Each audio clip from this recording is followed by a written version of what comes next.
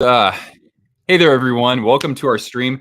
We got a great game tonight, an original six matchup, and two teams that have had awesome starts to the season so far. So, we're talking about the Boston Bruins hosting the Detroit Red Wings. Now, both teams are coming off of losses, but even so, all the signs are pointing in the right direction for both of these teams, and for a couple of different reasons or at different ends. They're two different teams. Red Wings are still second in the NHL in goals for per game. Bruins are first in goals against per game. They did drop their last game, an overtime loss to the Anaheim Ducks, and the Detroit Red Wings recently lost as well, but they're still 5-2-1. So Bruins and Red Wings toward the top of that division. And so it's going to be an awesome time watching these two teams clash here in the NHL. So welcome here. No matter who you cheer for, we want to have you here all season long. We're going to be doing this for all 32 teams. And Chance, just one of our great Bruins fans representing the Twist Brigade, our community of wonderful fans here. So I'm happy to have you here. I'm Nick, by the way, and this is my dog Cortana, and she is a very good girl. And when there are goals, there can only be one thing for Cortana, and that is well, thank you, Mr. Dean. Yeah. Oh, sorry, girl. Every time there's a goal, Cortana gets goal treats. Robbie, hey, welcome back. And thanks to all our members who joined our members stream earlier. We were ranking Stanley Cup rings, so the actual ring designs that have been used in the last 15 years or so. So we're gonna have ourselves. I hope this is an awesome game. I hope it lives up to the hype because again, it's almost an unstoppable force in the Red Wings offense and the immovable object that is the Bruins defense and goaltending. Sad sports fan, what's going on? Who are your favorite teams? What makes you a sad sports fan? Because, bro, I'm kind of in the same boat with my teams. Sharks for hockey, Giants for baseball, and the Vikings for football might be turning things around a little bit. But anyway, so we'll be giving you the play-by-play audio. I do my best with these. There are some players, some turnover with these teams year over year, and certainly with the Red Wings, lots of augmentations. Flyers, okay, yeah. Are the wheels starting to kind of come off? Is the carriage kind of turning into a pumpkin? Oh, Joe Thornton has announced his retirement. Wow. Vetrano had a hat trick? How many goals is he up to? 8? I think he's up to 8 goals now. Gosh, that's only one away from Alex DeBrincat. Who'd have thought, man? Frank Vetrano of all players. What was he getting? Like 26 minutes of time on ice per game or something? Bruin! Hey, great to have you here. Oh, by the way, guys, we're gonna have ourselves yeah, Joe Thornton retired. Jumbo has hung him up, at least per NHL.com. It's official. So I hope I'd love to go to his jersey retirement, or yeah, his number retirement in San Jose. But anyway, yeah, it sucks he never got a cup. The 1997 first overall pick. That guy, welcome back. Phillies and fly. Oh yeah. But anyway, yeah, one hell of a career for Jumbo Joe, and I should make some sort of video on him, shouldn't I? Really, because he was a huge catalyst in kind of converting me from just a casual Sharks fan into a real diehard. He's a huge reason why, because that trade really did just give the Sharks a new gear of success.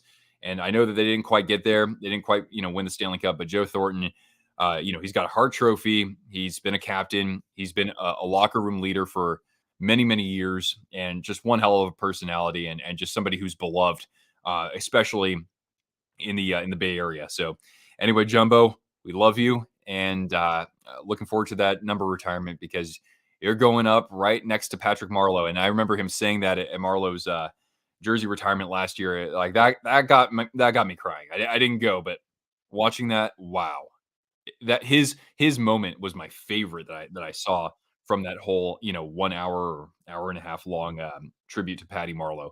Anyway, but we've got a game to certainly discuss for today, as the Bruins come in again undefeated in regulation through 7 games, and the Red Wings have done pretty solid for themselves too. We also have Knights try to get on track against the Kings. Yeah, that's another great game for today.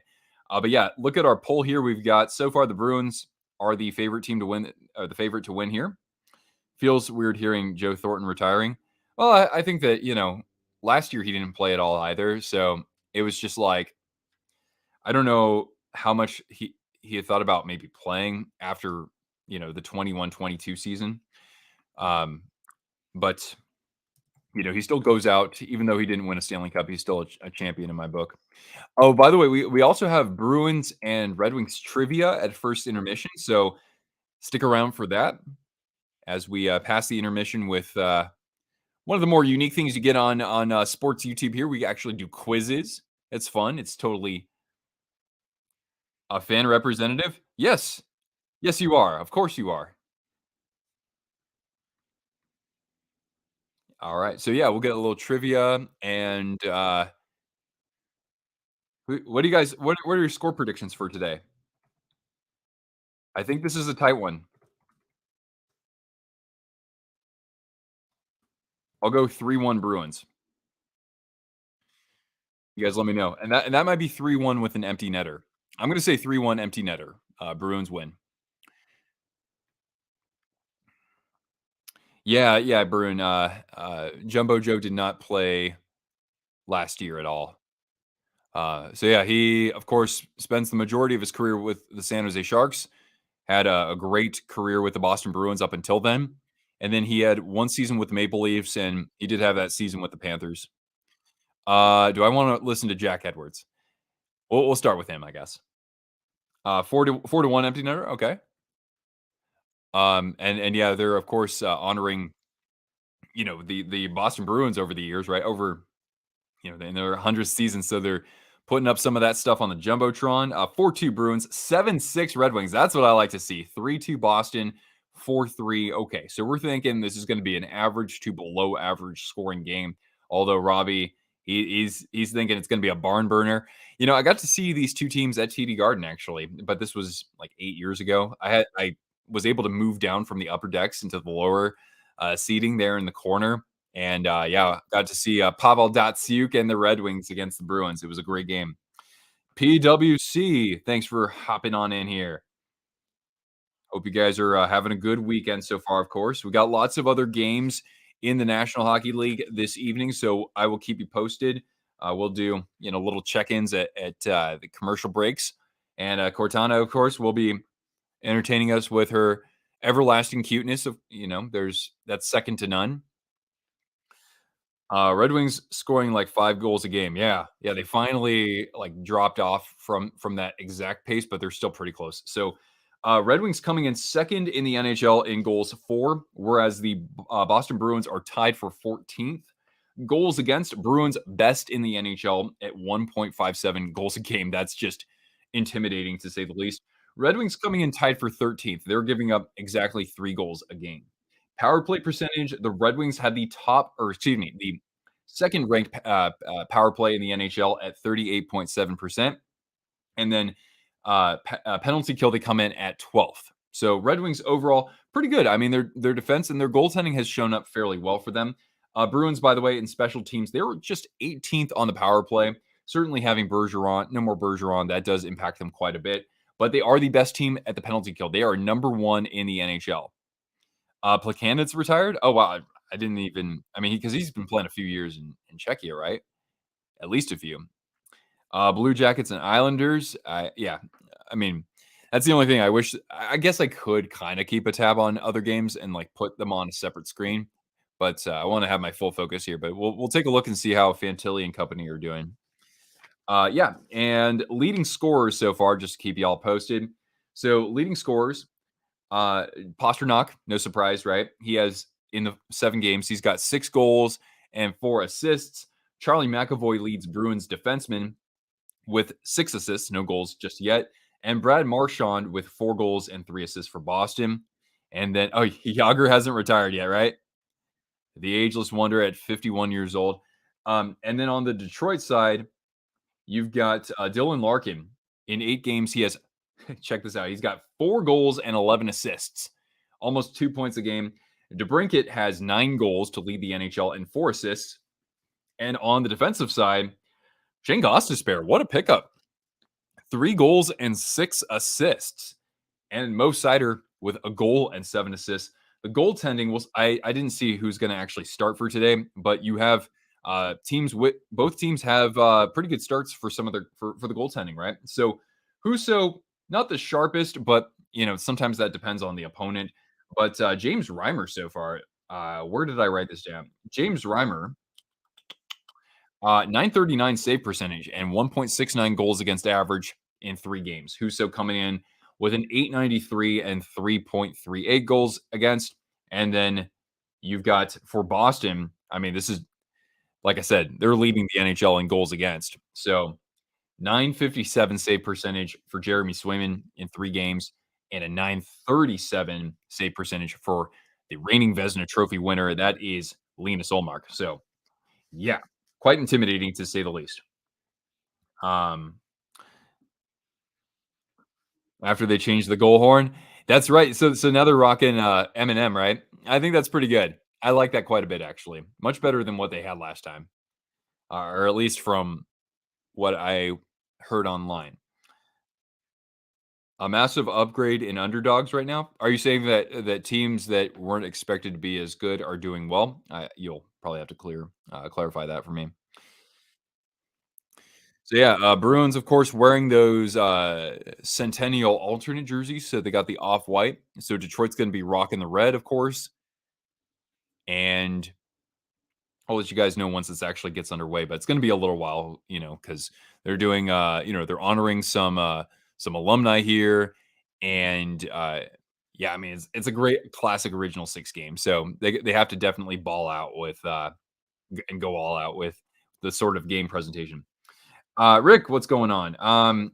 How is it? It's clear skies. And when I woke up this morning, I was telling our members this in the panhandle here.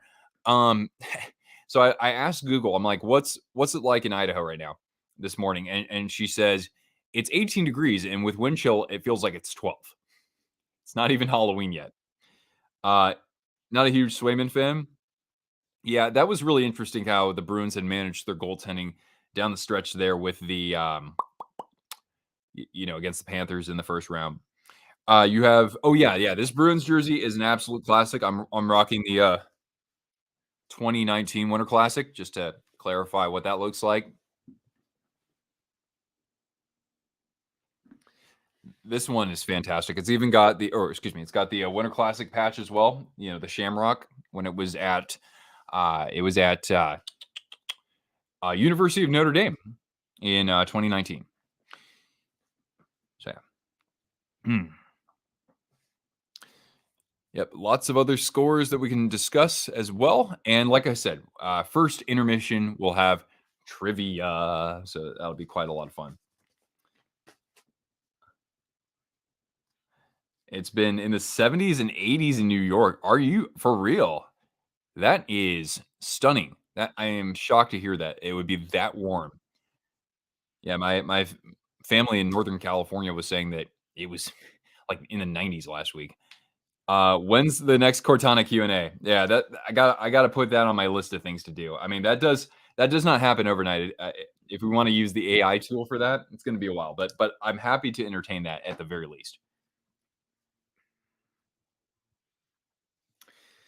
All right. I don't hate the Bruins. I don't like them, but I have respect for them. Yeah, you got to respect them. They've been I mean, they've mostly been very relevant over the last like 14 years or so. It just they're look at them right now. They don't really look like they lost all that much going into this year, despite being kind of victims of the salary cap in the offseason. Toast Tactical, thanks for joining us here. Let us know if you have a score prediction for this evening. Uh, watching this while also watching the World Series. Oh yeah, sad sports fan. Congratulations to the Rangers for winning Game 1. What a hell of a finish that was. That was incredible. I am cheering. I've been cheering for them in the playoffs for Bruce Bochy, former great San Francisco Giants manager. But if the D-backs win, I'll still be pretty happy for them because Arizona could certainly use more championships in pro sports. Uh, Strong Arm, hello. The Bruins are your second favorite team. All right. And who's your first favorite team? Maybe a Western team? Red Wings are gonna get the first goal. Hey, how many goals for DeBrincat tonight?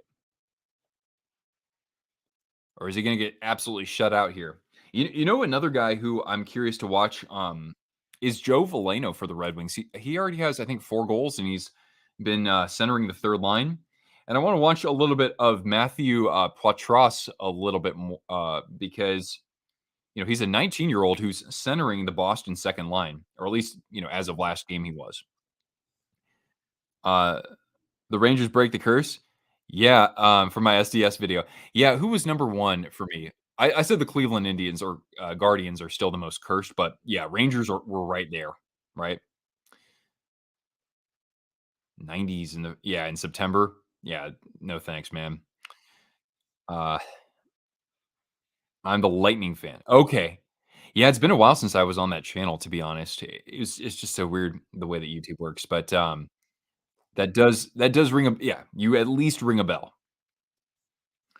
But, yeah, again, this is a very interesting kind of, clash of different styles of play here, right? The high flying Red Wings offense and the, shutdown Bruins defense. So we'll see who's able to establish their game early, and we'll see if some of these, streaks and milestones can continue for either side, really.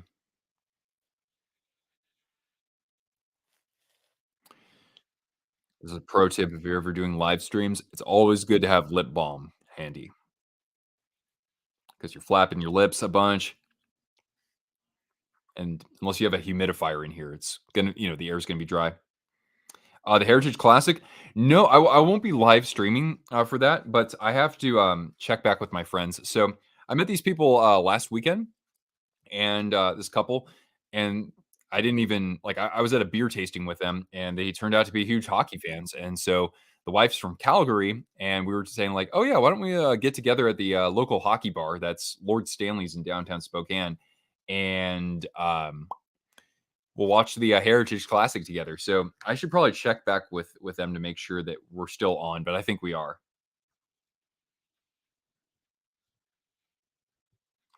And my friend, Matt, if he joins us too. Or not Matt, Tyler. Why was I saying Matt? Columbus is going with a cannon tonight. Oh, dude, Jim Montgomery. I always say David Montgomery. He was a basketball coach.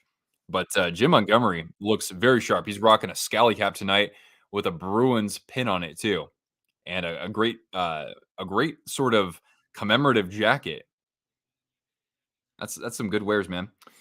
But yeah, we'll have to watch or I'll be watching the Heritage Classic tomorrow. But yeah, it's great to have some new fans here. Football 12, thanks for hopping on in here. They're still like doing the whole pregame fanfare, so it's going to be a little while until we drop the puck, and they still have to do the anthem too, right? And it looks like that's what they're just about getting ready for right about meow. Uh, Penguins are dropping the puck. They won their last game, right? They shut out the Avalanche. So you got to hope that they're able to figure out what worked for them there and not regress by any means. And yeah, we'll get the anthem underway here. The whole Babcock phone thing, I didn't really read into it all that much. I just didn't. You know, I don't really think that my opinion is going to shock anybody, even if it's different from yours. But yeah, I don't like the idea of somebody's privacy being invaded, of course, but I don't know the full story behind it. But hey, there was an investigation for a reason. So old habits die hard, right, guys? Anyway, um, what's our poll looking like? 67% for the Bruins. All right, a 2-1 margin.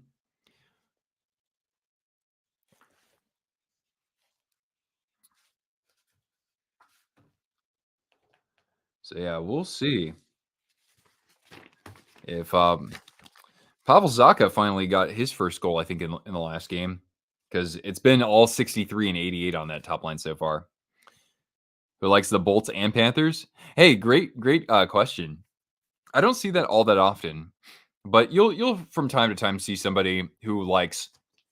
I'll give you an example. One of our regular viewers here lives in metropolitan New York, but he likes all 3 teams. He likes the Islanders, the Rangers, and the Devils. So, I don't know, some people just make it work like that. But, don't ask me to do that for the California teams where I'm from. Heck no. All right.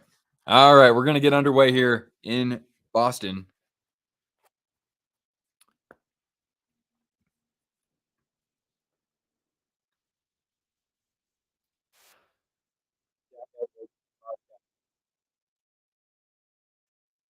Oh, the Ducks, by the way, they put up 7 against the Philadelphia Flyers, who, by the way, started the season pretty good with the way that their defense was playing. Thornton, yeah, yeah, Jumbo Joe, man. Oh, I love Jumbo. Too bad he couldn't get a cup, but he will retire a legend. And, he's going to go down as probably one of the great passers and playmakers that this game has ever seen. That's like in the Penguins and Flyers. Yeah, exactly.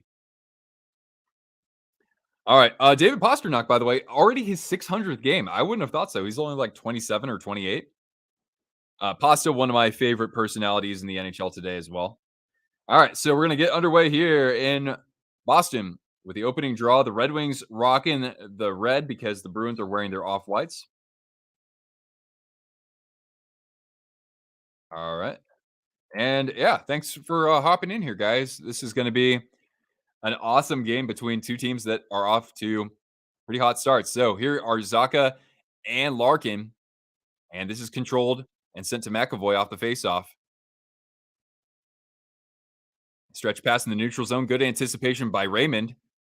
Turns it over though. And from center ice, Pasta is going to dump this into the corner. Here's Marchand. Rims it around. He's got McAvoy at the point.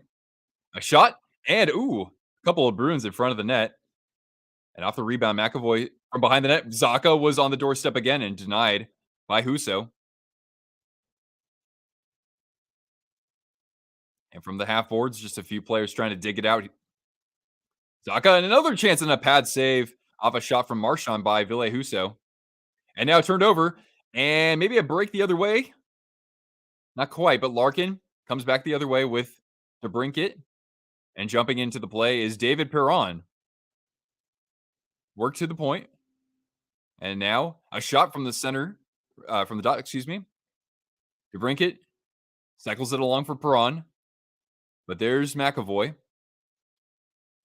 And sending it over to Grzelcyk. But the Red Wings forecheck, being fairly aggressive, turned over to Sherratt, a shot, and can't quite get through the traffic. Maybe a chance for Andrew Kopp, but he's going to lose a handle on this. Funnels it back to Sherratt. They'll put it in an empty space and funneled over to JT Comp for a shot that went through the crease.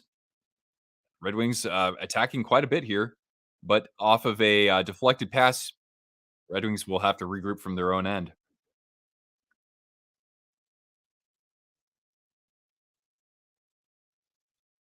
It's a crime to throw your remote at the TV during a commercial. Boy, I haven't had that sort of rage in me since I was much younger. I never did anything like that though. RIP to the TV. Yeah, some good chances for both top lines so far. Just waiting on the face-off. All right. Yeah, Jeff Petrie. That's right. Another Michigander on the Red Wings. Traded in the offseason. I got to remember him. All right. So we've got Poitras to take this face off for the Bruins. Just a 19-year-old out there with Morgan Geekie, the former Seattle Kraken, and also Jake DeBrusk. And the face-off controlled by the Red Wings and dumped behind Swayman. Chipped out by Kevin Shattenkirk, the new Boston Bruins defenseman, number 12 now, and dumped back in by Swayman. Shattenkirk and trying to get the clear, but the Red Wings reading the top of the zone pretty well. And now Shattenkirk into the zone. Here comes Geekie. Stripped the puck there from Veleno. And now he gets it back, trying to shovel it over toward the pad of Huso, but it didn't quite get on net there. Now Shattenkirk rims it around, looking for Patra. And now Patra. Good work by him, but not able to get anything on goal here. Sprong and looking for a teammate in the neutral zone. But this will come back to Shattenkirk. Hey, Riley. Thanks for jumping in here, man. Hope you're having a good weekend so far. All right, Cider is going to flip this and can't quite get to the puck. 21 in red. Oh, yeah, Zarnik. Yeah, the Red Wings fourth line. I do not know that very well. But anyway, Bruins regrouping here with Carlo. He's going to dump this all the way down. The Bruins go to work on the forecheck. Loose puck corralled by Detroit. Moved into the neutral zone.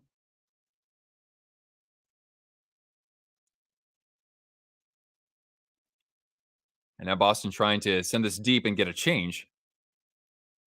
And Wallman is going to just shovel this over to Cider. And stripped of the puck was Raymond, but the Bruins are offside. Kraken and Panthers. Danelle, my man, what's going on? I was mentioning you earlier because we have a fan here who likes both the Panthers and the Lightning, and I was like, that's like in the Islanders and the Rangers, and I said I know somebody who likes both of them.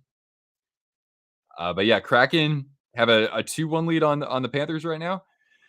Kraken needs some wins, man. Disappointing start to their season.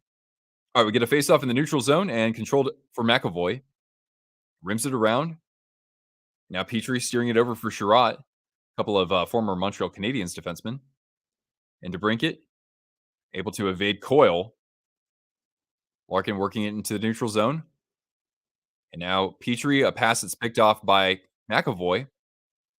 And Coyle's going to send this over to Grzelcyk. And a turnover in their own zone. But a good read there from McAvoy. Oh, but a chance off another turnover from DeBrincat. And Swayman swallows that up. With the first 4 minutes and 5 seconds gone by in the first period. Cortana, you're a good girl.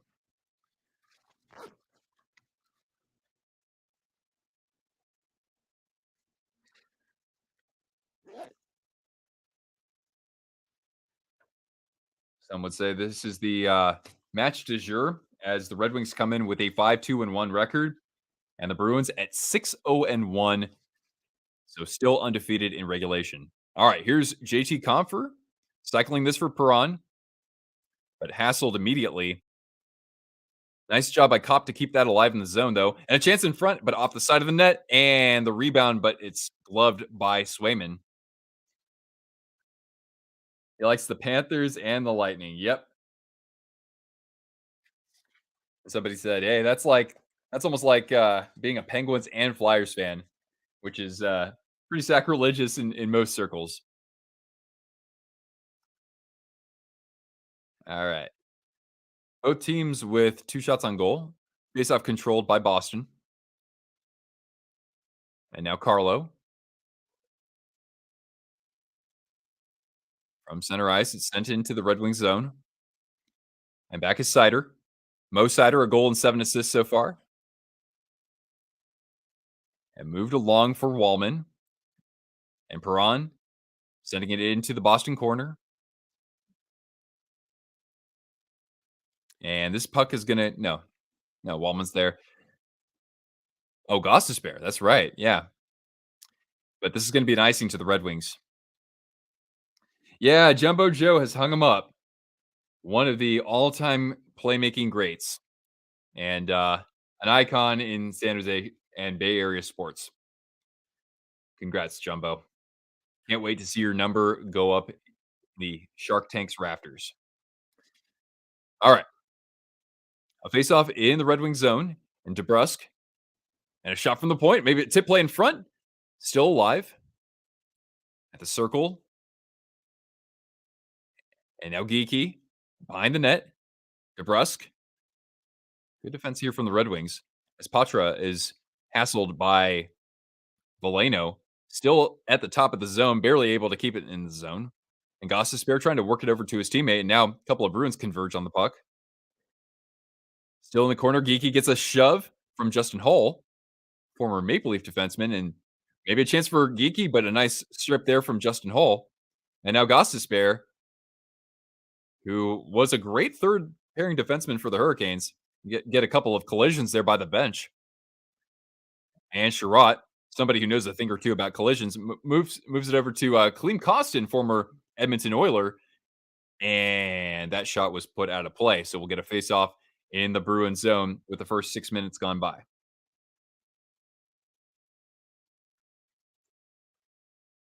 All right. Well, I'm stoked to have you all here, and hope you're enjoying your weekend so far. And if you're newer here, we're going to be doing this throughout the season for all 32 teams. We've already had a number of streams here early in the season, and I do produce all sorts of content on this channel as well. It's been a while. I've had a really long term project lined up for this channel. Crosby needs one more assist to be top 15. I'm surprised he hasn't actually achieved that just yet. I figured he was already like 11th or something, but anyway, I'm sure he'll move. Oh, a chance for DeBrincat and denied by Swayman. And Bruins have some numbers the other way. Coyle leading the charge. Here they come through the faceoff circle and saved by Huso, but we get a whistle at the same time, and a stick went flying. So we're going to get ourselves an interference. And so we'll get the official call here. Hello from Winnipeg. It's a Bruins city. All right. Thanks, Jason. I appreciate you hopping in here. So anyway, that's going to be McAvoy in the box for an interference. And when we come back from the commercial break, we're going to have a Detroit Red Wings power play. And as I mentioned earlier, you got the number 2 power play in Detroit clicking at 38.7%, going up against the top penalty kill in the Bruins at 96.7%. So something has to give in this game. All right. So let me just update the scoreboard. All right. So we got people joining us from Winnipeg. We've got Jersey in the house. We've got Riley over in the Sierras, basically. Danelle coming from Metro New York. Where else is everybody tuning in from, more or less? I'm coming at you from North Idaho, just 2 hours south of the border. And yeah, I don't know how many of DeBrincat's goals are on the power play so far.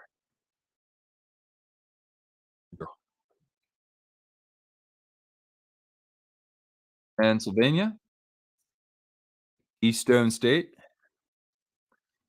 So yeah, DeBrincat has 3 power play goals. He has 9 on the season in total, and shooting at a 33.3% clip. Not exactly the most sustainable, but hey, if he's getting chances and burying them, that's all you can hope from him.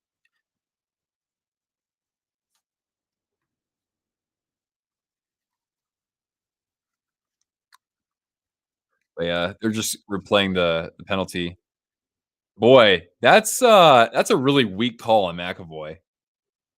I mean, he collides a little bit with Raymond, but barely, and Raymond's trying to hold on to him anyway. He's like got his hand over his shoulder. So I think that's a little fugazi as far as I'm concerned.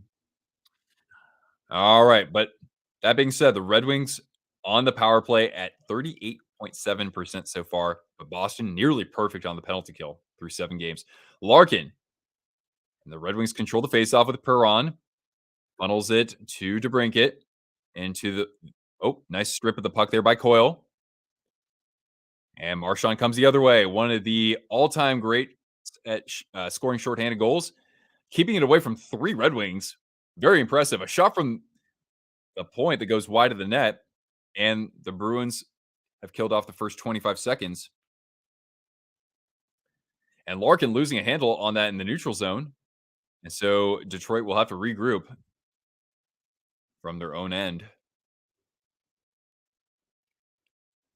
All right, Larkin onto Perron at the wing. Sider at this. Oh, nice cross ice feed, excuse me. But the Red Wings are going to have to do a little bit more just to cycle it along. Here's Lindholm. Now DeBrusque whacking at it and getting the clear for Boston. They can get the changeup as they've killed off the first minute of this power play. Or penalty, I should say. Now Petrie. And with speed, here comes Lucas Raymond into the zone. Cop behind the net. Nice defensive play there from Carlo. And here he is again against 2 attackers. He's going to try to evade The charging, I can't see who it is in red, but anyway, Bruins getting the clear and having some trouble just getting set up in the first place. Good penalty killing from the Bruins. Actually, I should say exceptional. And Raymond gets put down by Carlo. Cop, he takes a hit along the boards, and that pass goes to nobody. And the Bruins get yet another clear with 15 on the man advantage. Yeah, Mike, the Bruins are wearing their Centennial jersey, the off white one, the alternate. And last 5 seconds as Lindholm rifles this off of the boards and cleared. And Marchand takes a hit. He was trying to get around Sherratt, but couldn't quite generate the shorthanded chance. But either way, I mean, the Bruins looked awesome on that penalty as we're back to even strength midway through the first period. About 11:35 left. Yeah, no shots on goal. Ooh, there's a big collision there with Shattenkirk and Michael Rasmussen. Now Pasternak turns it over in the neutral zone. Swayman's going to have to play this from behind the net. And now here comes Pasternak. Onto the wing for Patra. He gets taken down. They might call that a boarding or something, or a cross check. And we get a scrum of players at center ice. Yeah, they're going to call it boarding. And that's going to be on Rasmussen? Yeah, he's going to go to the box. And the Bruins will go on the power play. Right now, they are currently ranked 18th in the NHL, just 16% so far. So the power play has been one of the weak points for the Bruins. Yeah, that was one heck of a scrum. So I'm going to show the penalty. Yeah, Patra. Yeah, his numbers were clearly visible. You know, he was facing directly into the boards there, and he gets boarded by Michael Rasmussen. So let's put the Bruins on a power play.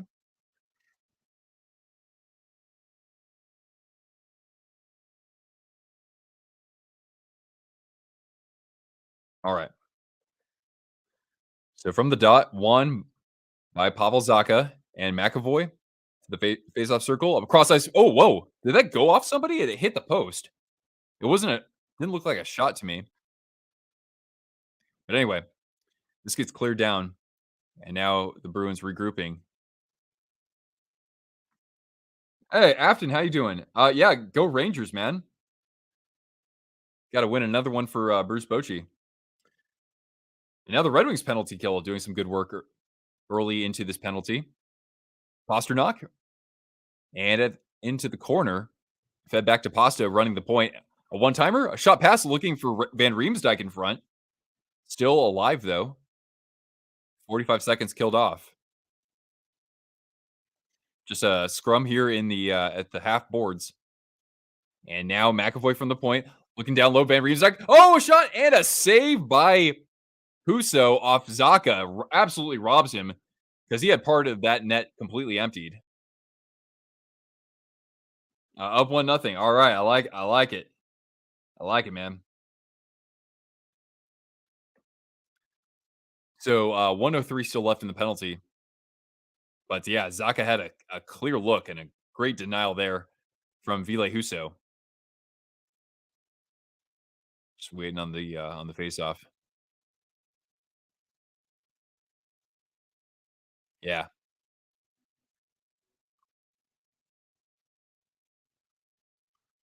All right. Off the draw.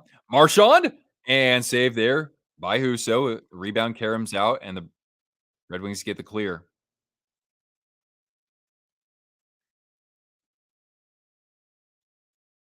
Now McAvoy from center ice does the back pass to Pasta. And a chance maybe for Zacha, but it gets stripped away. Top unit still out there for Boston. From the point, Marchand down low. And Zacha working against Sherratt. Pops out to McAvoy at the point. Looking for the one-timer. Marchand, his shot is blocked. Here he is again looking for somebody in the slot. But only Red Wing sticks there. Hull trying to get the clear, but turned over. Maybe a chance for Marchand looking for somebody in front, and they stuff it home. It's Pavel Zacha, his second of the season, and the Bruins strike first. So 65% of you have them winning this game. A power play goal for Pavel Zacha. The home team strikes first. And that means goal treats for Cortana here.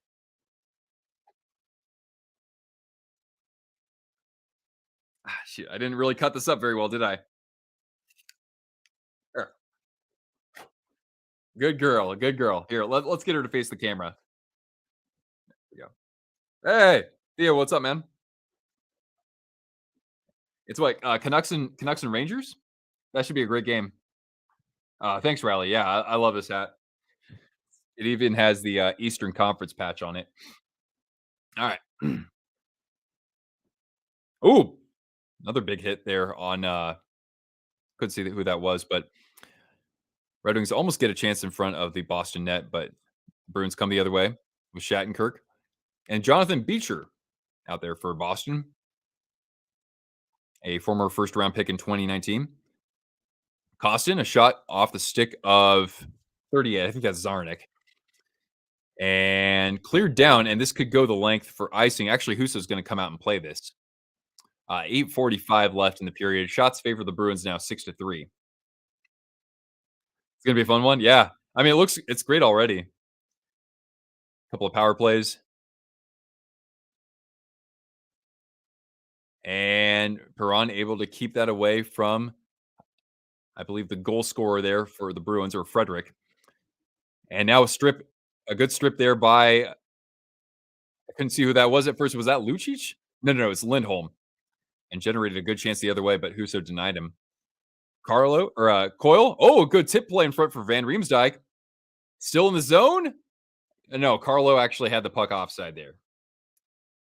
Yeah, Canucks are a pleasant surprise so far. I wanted to pick them to go to the playoffs, but I was like that with them last year because with Bruce Boudreau as the interim coach, like he did pretty well with them, and then his full season there was kind of a disaster, or started off that way, and then they missed the playoffs. So I didn't want to do that again. Anyway, we go to a commercial break. Lucic is on, yeah, LTIR. Do the Stars play tonight? I don't know. Are the Sharks looking? Oh, everything's going according to plan. They're 0-7-1, and they haven't scored more than 2 goals in a game through 8 games. They of course don't have Logan Couture in the lineup. Do the Stars play? No, they don't play until Monday actually. So they get a few days off, which is good considering they got to recover after getting dominated there by the Toronto Maple Leafs. Yeah, Nick, what's going on, man? And yes, Blackhawks getting that victory in overtime against the Golden Knights to break their regulation unbeaten streak. Dallas Stars live stream in the future. You know, you know what? I kind of like that. Let's see here. When can we do a Dallas Stars? I haven't figured out what I'm doing next, but Dallas Vancouver on the. Oh no, I'm doing one on the 4th already. On the 2nd, my best friend's going to be staying with me. But in time, man, we'll get ones soon enough, man. Just keep reminding me. Looking good for the, yeah, exactly that guy. Exactly, man. Sharks are just, this is the worst I've ever seen them. And I mean, when I was a kid, they were bad too for several of those years.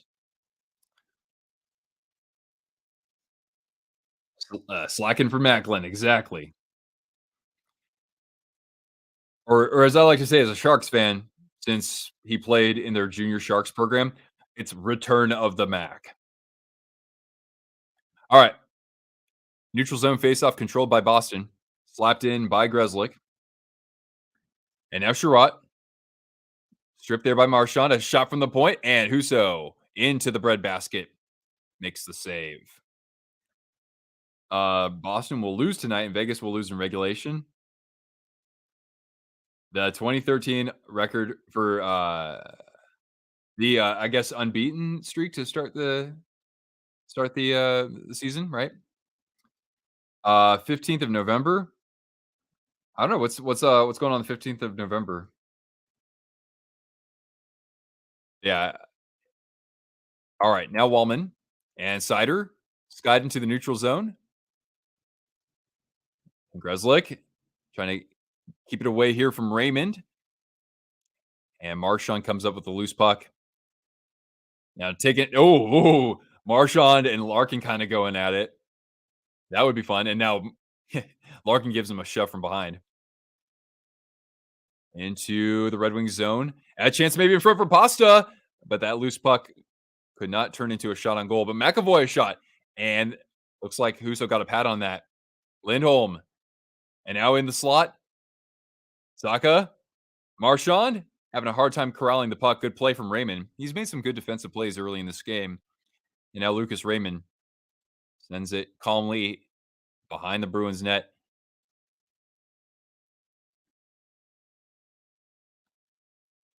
All right, back into the Red Wings zone. And now Gostisbehere, Petrie, excuse me. And Geeky looking for a teammate behind the net. Still out at the point. Carlo and gloved by Huso with 6:44 remaining in the first period. Let's see. The Blackhawks 2013 record. Yeah, Nick, you'll have to elaborate on that a little bit more, good sir.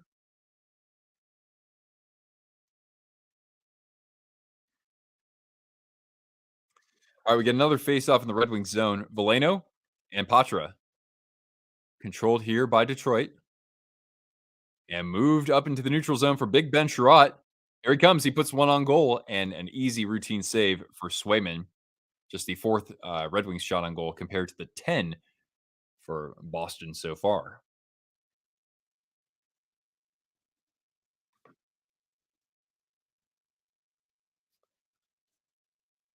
Awesome. Thanks for all the likes so far, guys. I do appreciate that. That does help the channel. 6:33 left here in our first stanza. And that was, I believe, Saka's second goal of the year. So he's got a ways to catch up before he can get to Pasternak. A shot and saved by Swayman. Off the rebound, trying to stuff it home was Michael Rasmussen, but he couldn't quite squeeze it through the 5-hole.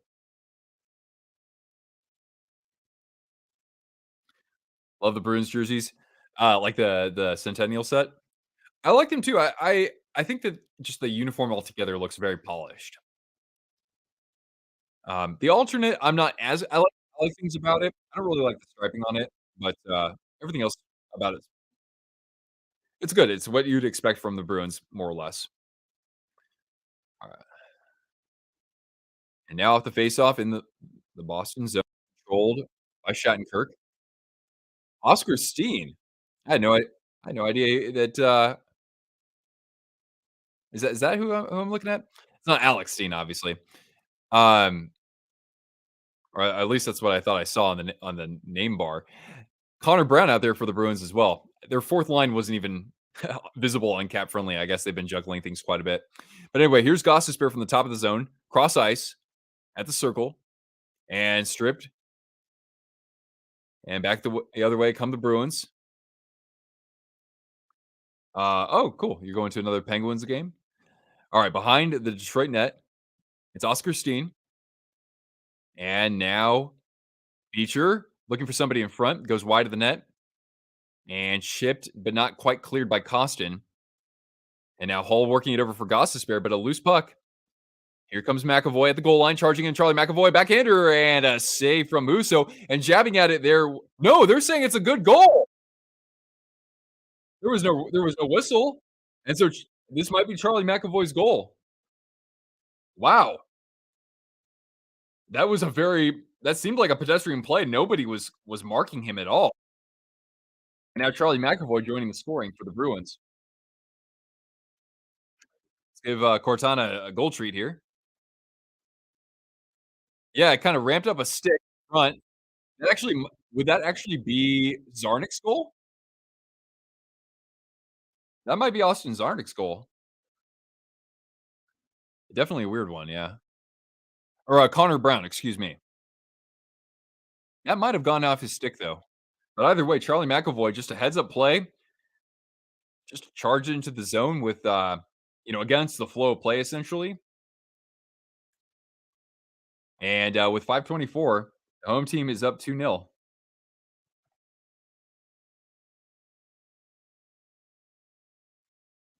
Oh, wow, you go to that many games. Well, I guess it's not that far, right?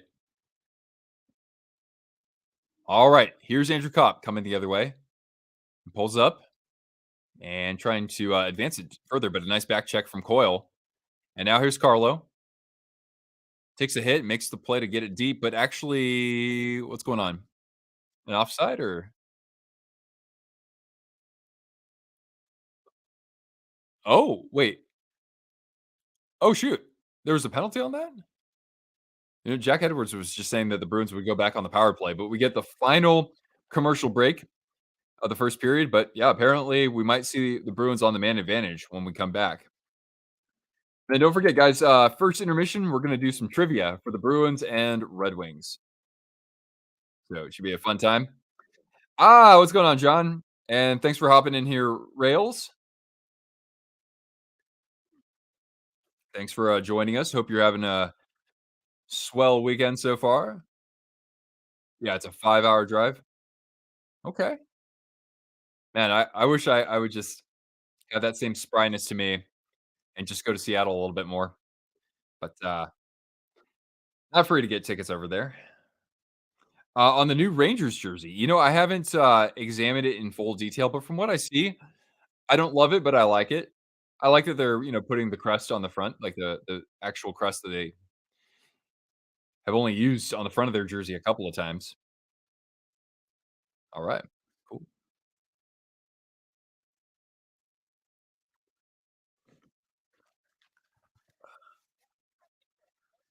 Hey, is anybody, dressing up for Halloween?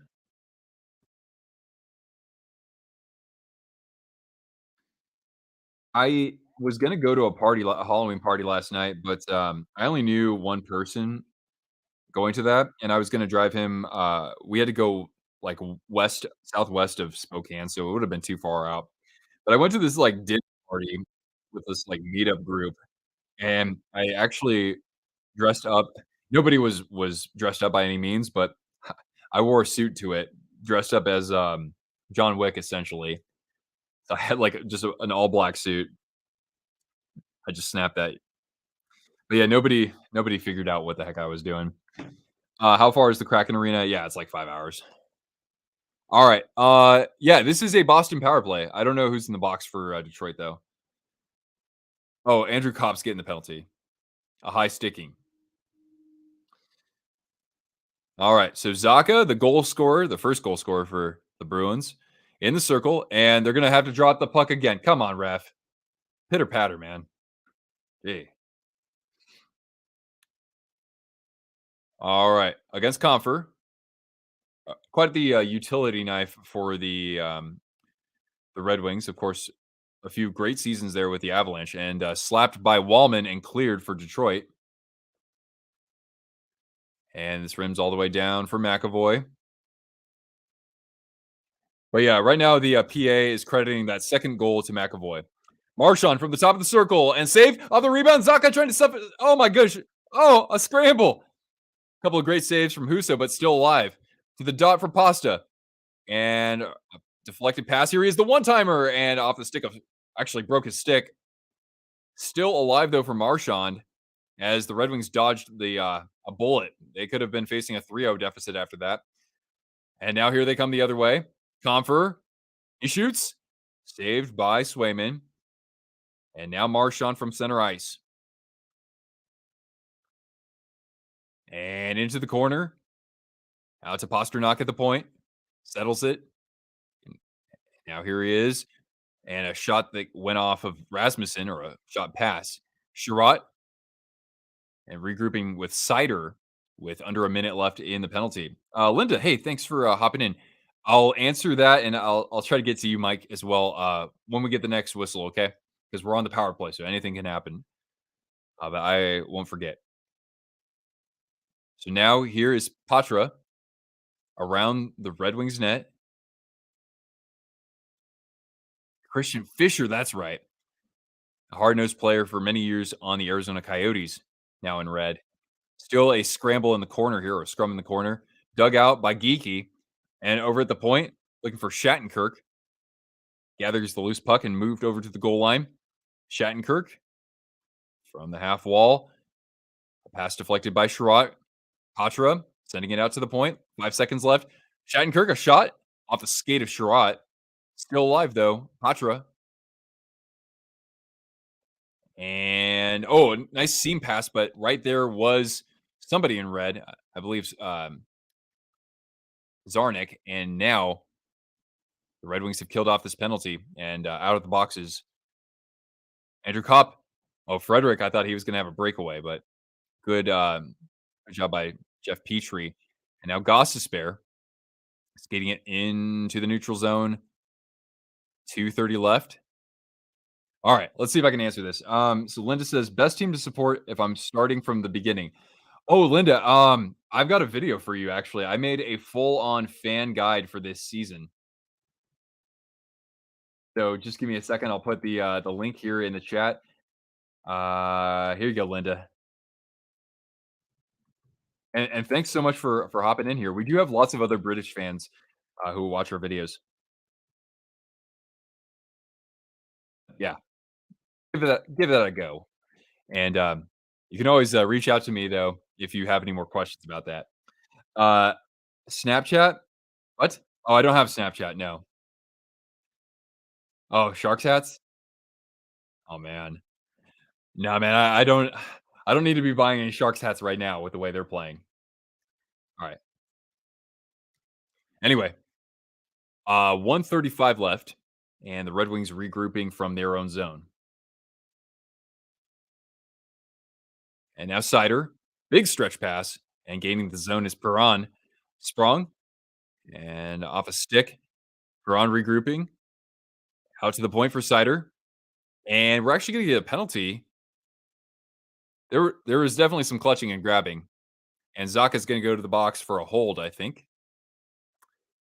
So Red Wings, again, they looked pretty garbage on their first power play, honestly. I mean, the Bruins penalty kill certainly deserves some credit, but it's got to look like the second ranked power play in the NHL this time around. Hopefully they do. A good chance to get themselves back in the game, but 117 left in the period, so they won't get the full power play. Water King, hey, what's up? Wait, you're a Bruins fan, right? They look great so far. All right, off the faceoff, controlled for Sider, and now to DeBrincat. Surveying and back to Sider. A shot off the boards. DeBrincat working against two defenders, but oh, Sider, nice job keeping that clear in the zone. Looking for somebody down low, but Carlo sends it the length of the ice. And we are now reaching 55 seconds left in the first period. A good chance for the Red Wings to get back in this game. And great back checking there by the Bruins. Another easy clear for them. And again, like the Red Wings have had a hard time getting set up on the man advantage. Amazing season, just to disappoint. Hey, they look good so far, though, at least. Now Perron in the slot, but actually one of the Bruins is down and injured. It's McAvoy. He's just hanging out on his knee here, and he rises up. He's good, but there might be a high sticking because he's looking at, or he's putting his hand up to his nose, and he might be a little bit nicked there. It's going to be a high sticking to Dylan Larkin, so that negates the power play. And just when you thought that things couldn't be going worse for the Red Wings, now it's going to be 4-on-4 for the rest of this period, taking away a good chance that they had at pulling within one. Stick around, guys. Again, we're going to be doing some trivia during intermission. It's themed around these two teams. Does anybody else think that Derek Lalonde kind of looks like Steve Ballmer? I kind of see the similarities there. There's this guy who we occasionally see at the nature preserve where we go hiking every day, and he like looks like Tom Selleck. It's pretty awesome. All right. Anyway, ooh, that pass for Kopp was a little bit too wide, and now a tie up here in the Bruins zone. 15 seconds left. Lindholm, and let's see if the Bruins can try to get a rush going. but McAvoy's just going to back pass it to Lindholm on the wing for Pasternak. With speed, here he comes. Pasternak. Hey, couldn't quite get the shot off. Good checking by Sherratt. And we reached the end of the first period. Can all fans sit together, or is it like football where you have different parts of the room? It's mostly just the fans of both teams intermingled. So there's no like there might be some like small supporter groups, but it's not like it's not like football for you. It's you might have some groups of fans organized together, but again, you'll find fans of both teams at any point. When walking around the arena. All right. So just give me a second here. I got to make sure that I'm not showing the actual game itself. That would be bad. And I will get us over to trivia. So these are not easy questions, or at least most of them aren't that easy. But this is all in good fun, right? This is multiple choice, and yeah. So here we go, guys. Let's get. Oh, you know what I got to do? I got to make sure we have polls up. Uh, the answer to the first question is Gordie Howe. Yeah, that's not exactly pertaining. That's not the first question, but we might get to him at some point. All right, so here we go. All right, all right, we got ourselves some trivia. Oh wait, hold on a second. I got to make sure that this is full screen. Do not look at the left side of my screen here. Let me see your view slideshow. Perfect. All right, so here we go for trivia. Yeah, yeah, I did. I think your name is also Nick. Yeah, I heard about that. The legend Joe Thornton. All right. So question number 1. Feel free to answer. I'm gonna put up a poll for this. All right. What do you guys think? So question number 1. All right. How many times have the Bruins played against the Red Wings in the playoffs? Is the answer A, 8 times, B, 10 times, C, 11 times, or D, 13 times? I'll give you a few seconds to answer here. How many times have these teams met in the playoffs? They've been, the Red Wings have been around, God, for what, like 90 something years. So now don't forget, though, that these teams, for a while, they weren't playing in the same conference, actually, but they're both part of the original six era. So they've probably met a good old handful of times, huh?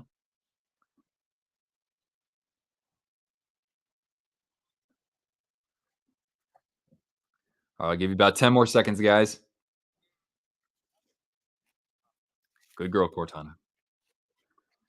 Either C or D. Guess C because that's what they taught you in school. Oh, I'm anything but that, my friend. All right, let's reveal the answer in 5, 4, 3, 2, and 1. So these teams have played against each other in the playoffs just 8 times, actually.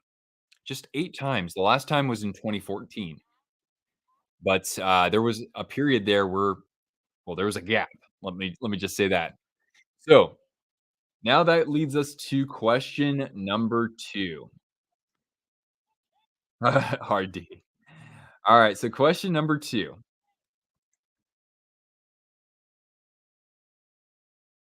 Question number 2. The last time these teams met in the playoffs was in 2014. How many years had it been since their previous series? So before 2014, when had they last played against each other in the playoffs? So was that a 36-year gap? Was that a 40-year gap? Was that a 45-year gap? Or is that a 57-year gap? What was the gap between them between their last 2 playoff series? So I'll give you a little bit on that. And, yeah, you can keep track of how many you get right, of course, but, there's no prize or anything like that. The prize is you get my acknowledgement as a fantastic member of our Twisted Wrister hockey community. Alright, I'll give you 10 more seconds on that.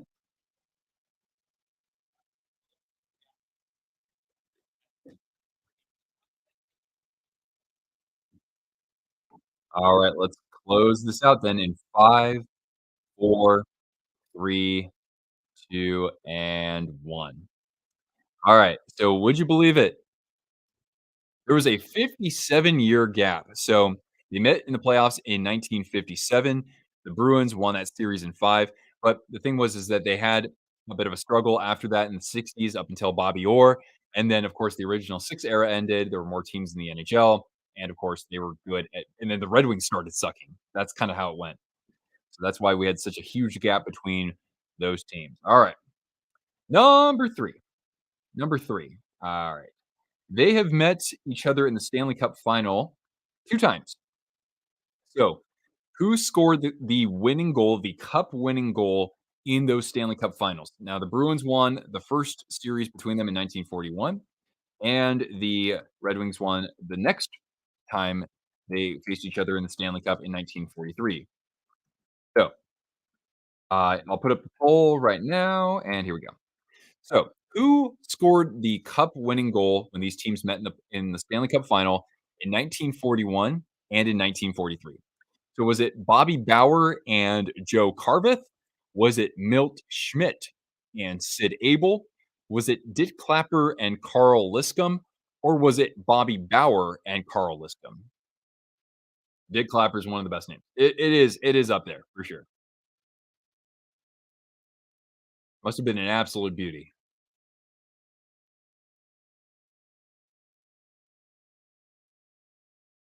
Which players had the cup-winning goal?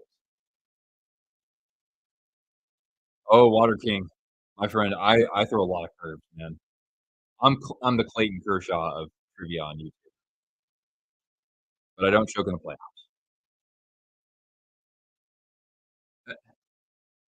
It's okay, Linda. Yeah, these are meant to be challenging, but I kind of throw these out there for especially for Bruins and Red Wings fans. I'm just curious to see if we got any real ringers here. But yeah, hey, at the end of the day, you have a 25% chance of being right.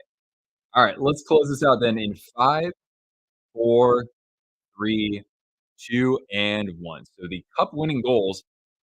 Did anybody get this one? I don't think so, at least not in the poll. The cup winning goals were scored by Bobby Bauer for the Bruins and Joe Carveth for the Red Wings, as both teams actually swept each other in '41. The Bruins swept the Red Wings, and then the next time around, the Red Wings swept the Bruins. All right, now question number 4. I'll put a poll number 4. All right, so question number 4. Which Boston Bruin scored the series-winning goal in the 2014 first round against the Red Wings? Is the answer A, Torrey Krug, B, one-time Boston Bruin Jerome Iginla, C, Milan Lucic in his first tour of duty, or was it D, David Krejci, who had that series-winning goal against the Red Wings back in 2014? You should know this. It wasn't in overtime. It was actually they had, like, a multi-goal lead, so it's not like a super dramatic goal. At least I wouldn't think so.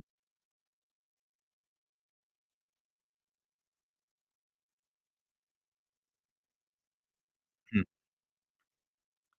yeah. Who had that series winning goal? I'll give you about 10 more seconds to answer if you haven't already. 0 for 3? Yeah, I mean, again, this is just for S and Gs, uh, ish and giggles. Alright, let's, close this out then in 5, 4, 3, 2, 1. I see a couple of correct answers here. The winning goal in 2014 was scored by Milan Lucic. He put the Bruins up 3-1 with 4:27 left in the 3rd period. The Red Wings would get one back, but then there was an empty netter by, I think, Krejci after that. So, yeah, Torrey Krug got the assist on Lucic's goal. Alright, go to question number 5 now. Alright, so I'll put up the poll. Number 5.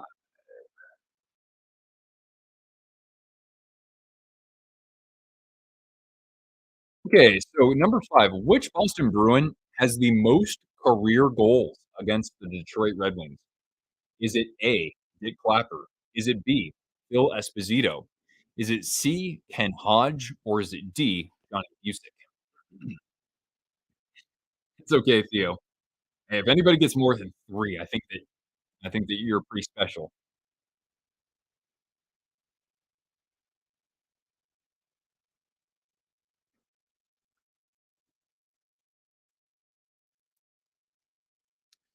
Who has the most career goals against the Detroit Red Wings? Now, I don't know if this is when they're actually a Bruin and not, you know, maybe they played for another team and faced Detroit, many other times. I don't know if that's the case here. I think it's just while they're a Bruin. But anyway, I'll give you 10 more seconds on that.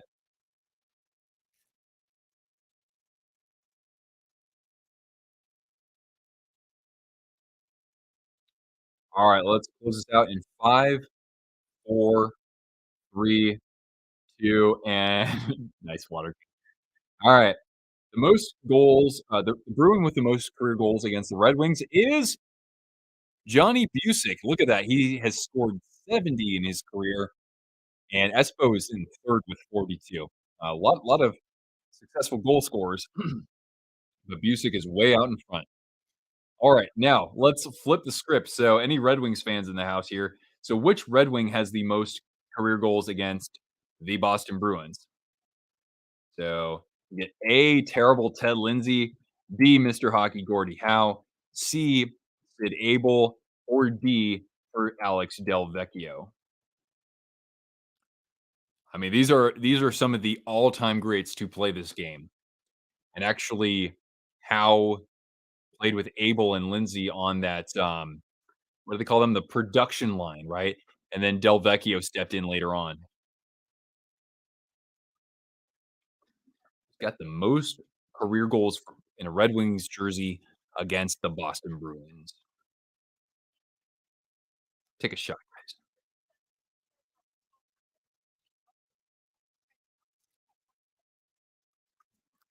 We'll also have to take a look at some other, scores around the NHL. Oh, wait, I forgot to say it was intermission. Details matter. I'll give you 10 more seconds on that one, by the way, guys. 10 more seconds.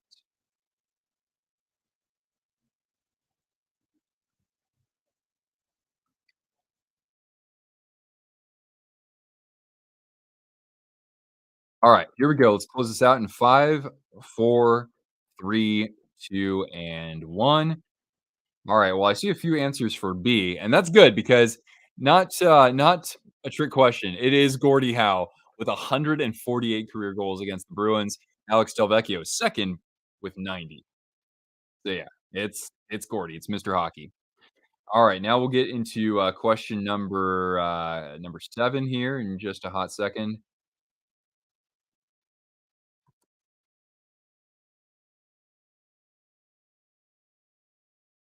Finally.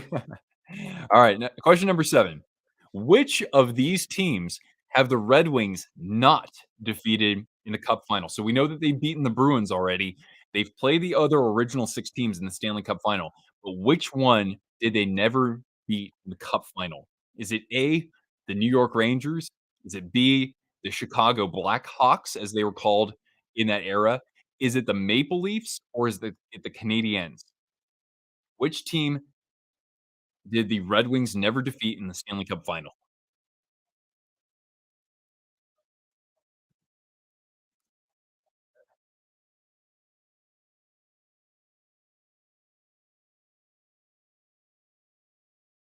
What do you think, everybody? This was probably my favorite question to ask y'all because it's like, yeah, I mean, in the original 6 era, I don't know if they're like they faced all the original 6 teams, right? I wonder if anybody else did. I would think so. I would think that Montreal did at one point, and probably Toronto. Is it A, Maple Leafs? Yeah, the 1942 Cup final. That was the only time there was a reverse sweep in the final. 10 seconds on this one, guys.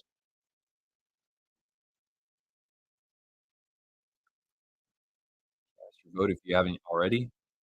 And let's reveal our answer in 5, 4, 3, 2, 1. Well, even though the Red Wings were reverse swept in the final in '42, they did beat the Maple Leafs, I think 2 times. But the team they never beat, the Chicago Blackhawks, they beat the Red Wings in the Cup final in 1934 and in 1961, but Detroit never won. All right, and lastly, this is a real I mean, you gotta just kinda throw a number out there, right? Throw a guess out there. So for question number 8, and get the poll up here. This is our final question. Since 1967, 56 years ago, how many top 10 draft picks have the Bruins had? Is the answer A, 20, B, 24, C, 31, or D, 34? How many times since 1967 have the Bruins drafted 10th or earlier? Let me know what you guys think.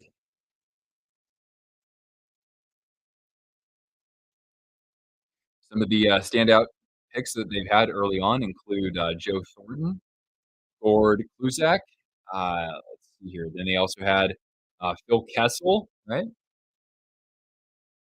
1967. Well, yeah, that's also the expansion from 6 to 12 teams. Down 3-0. Oh boy, against the Senators. Who knows, they could still fill the net for 3 more. All right, I'll give you guys 10 seconds on this one. So far, what's the consensus pick here in the poll? Oh, it's pretty split. Interesting. All right, let's reveal the answer to our final question in 5, 4, 3, 2, and 1. All right. The Bruins have only had 20 top 10 picks since 1967. Because, I mean, at least in my lifetime, they've been really good. So they very rarely pick that high in the draft. So some of those picks that they've had in the top 10 include Dougie Hamilton, the legend Ray Borg, Phil Kessel, Tyler Seguin, and the guy who just announced his retirement, my favorite player of all time, at least my favorite skater, Joe Thornton. So yeah, guys, how'd you do? Let me know how you did. I hope you enjoyed that. And we've got more hockey to enjoy here. So just give me a second, guys. I got to make sure that I got to get in a bathroom break. Yeah. So yep, yep, yep. All right. So hang tight, guys. I'm gonna drop off for a second. Watch Cortana for me, and I'll be back for the second.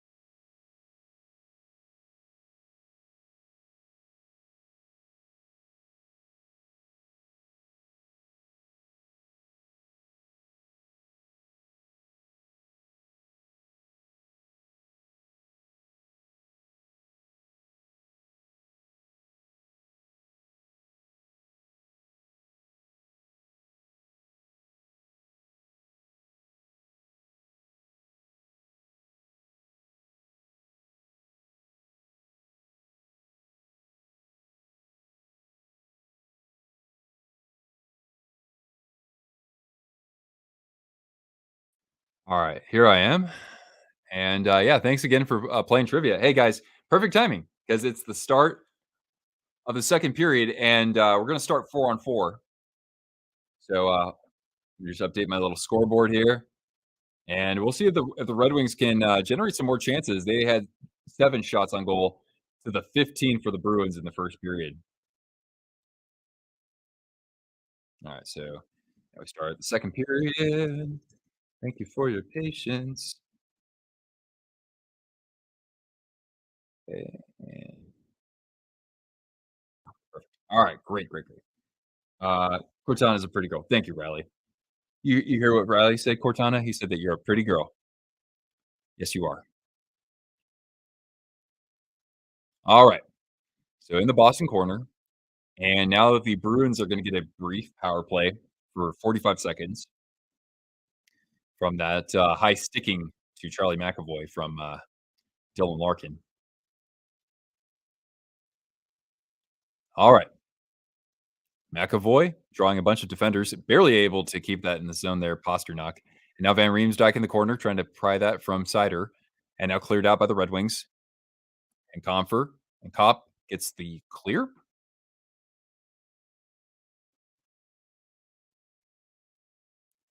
Now the Bruins taking a little bit of time to get it out of their zone.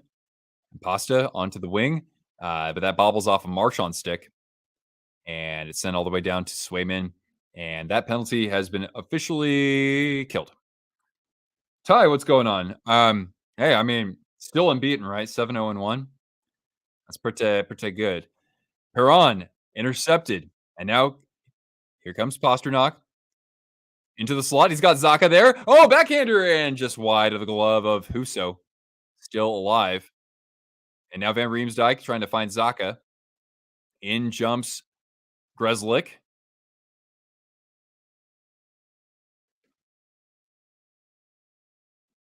Sorry, just checking a note on something. Oh, Forbert. That's right. All right. Well, anyway. And now Jeff Petrie. Down the puck goes. And will this be an icing? No. Lindholm will retrieve it. All right. Now Goss to spare from his own corner here. And intercepted at the top of the zone by Lindholm, but off the stick of Coyle. So the Bruins will have to, oh boy, some good back pressure there from Rasmussen. And now Lindholm from center ice gains the Detroit zone. A shot and off somebody in front, blocked actually by Zarnik.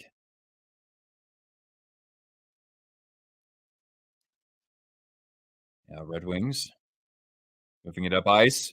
Sprong gets stripped. But the puck finds its way to Justin Hull, gaining the Boston zone. Sends it around the net. He's got Veleno there. Veleno with 4 goals. Petrie getting it back, getting it deep. Yeah, I mean, DeBrincat has been awesome so far. But I mean, really, Larkin to already have like 15 points in 8 games, that's huge. All right. Shattenkirk. He has to skate behind his own net. And now moving it out for Beecher in the 4th line out there for the Bruins. Backhanded off the glass by Huso over to Kopp. A little pass over to Petrie and a big stretch pass. Comfer gaining the zone. He's got Kopp. Kopp pulls up, shoots. Oh, tip play in front and a pad save by Swayman as somebody was charging in. Now work the other way with speed. Pavel Zacha. There he comes. Pavel Zacha. And around the net. And back out to the point. A shot. And swallowed up by Huso with about 4 minutes gone by here in the second period. MLS. San Jose's in the playoffs. I didn't even know, man. But yeah, I don't know if I'll be able to watch any of it. But if I have to cheer for a team in MLS, yeah, I'll cheer for the Quakes. I used to actually be an intern for them in college. Shout out to Jed if you're still over there, buddy. Even though that was aeons ago. All right, we'll get a face off in the Detroit zone, won by Larkin. And now into the neutral zone comes Larkin. And stripped by the defense and moved up for Marchand. Over to Grzelcyk and around Huso. Zaka along the boards. Good pressure from Wallman. And now Larkin, or Raymond. And Sider. Red Wings will get this all the way down to Swayman. And with the paddle, he sends it up into the zone and cleared out by Pasternak. A loose puck. Retrieved by Sider. He slaps it around. Now Raymond advancing the puck deep. Not the Chicago Fire. I was an intern for the Quakes, and then just a few months later, I graduated a quarter early, and I moved out to Chicago because I got a sales job for the Fire, and I worked there for not even a full season because I met my quota, and then I just moved back. Yeah, yeah, I know, right? Ty, that's basically par for the course. Zachary, what's up, man? Uh, yeah, I imagine that was just bedlam. That's probably bedlam, not just in the arena, but outside of it. That was That was a spectacle to say the least. All right, some trouble here for the Red Wings trying to get this puck out of. Oh, DeBrusk and Justin Hull applying some pressure. Here comes Patra getting hassled there along the boards by a couple of Red Wings. And now Patra moving it ahead for DeBrusk into the Detroit zone, working against Hull. And he gets tripped up here into the boards, Jake DeBrusk goes. And we'll get another Bruins power play. They are one for, I guess, technically 1 for 3 so far. So Bruins to the power play with just about 6 minutes gone by here in the first period. Or second period. My bad. Do I miss my long hair? I miss the feel of it, but I don't miss the maintenance of it. It's just a pain in the ass to maintain that. All right. Adult beverage time. I like it, Dean. All right. Bruins with the man advantage. Yeah, they're 1 for 3 so far. They have 6 shots on goal and an intercepted pass. And here comes Cop. He might have a 2-on-1. Cop skates in. Backhander comes to the net and denied by the pad of Swayman.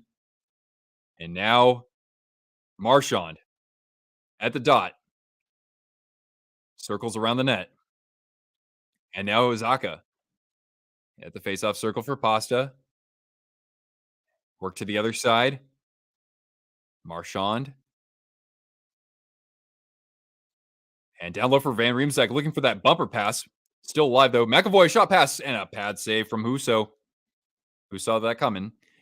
And now Marchand.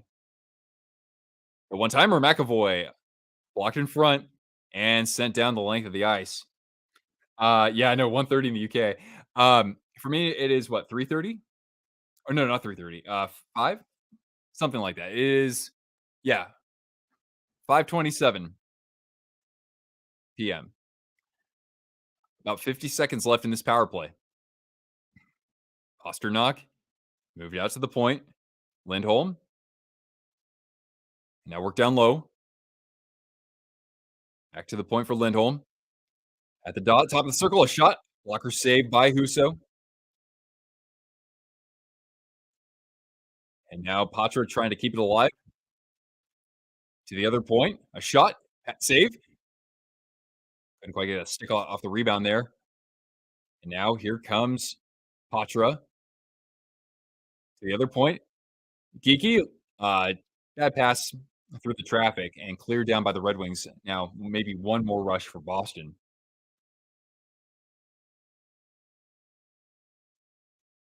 And dumped down behind Husso. He's going to look for a teammate. And this gets cleared out, and the penalty has expired. So, yeah, good pressure by the Bruins. But the Red Wings penalty kill comes up in a much needed moment here. But let's see if they can generate some momentum the other way. Just one shot on goal in this period. It's 18-8 in favor of the Bruins.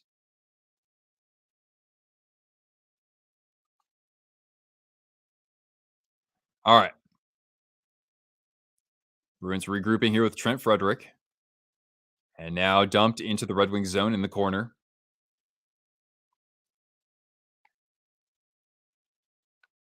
Steen taking quite a beating there from Wallman. As we have a scrum in the corner. Still trying to dig this puck out, guys. I wish I had more to say about that. That's for sure. Can we just get a face off? This is Steen and Wallman still trying to dig this out behind the Red Wings net.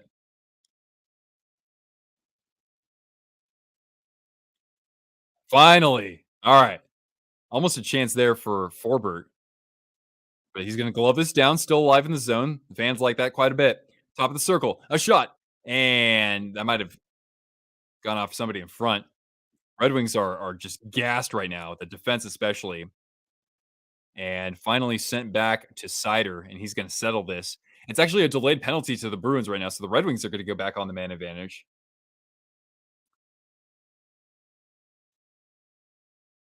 Still, so they got the extra attacker out there, of course.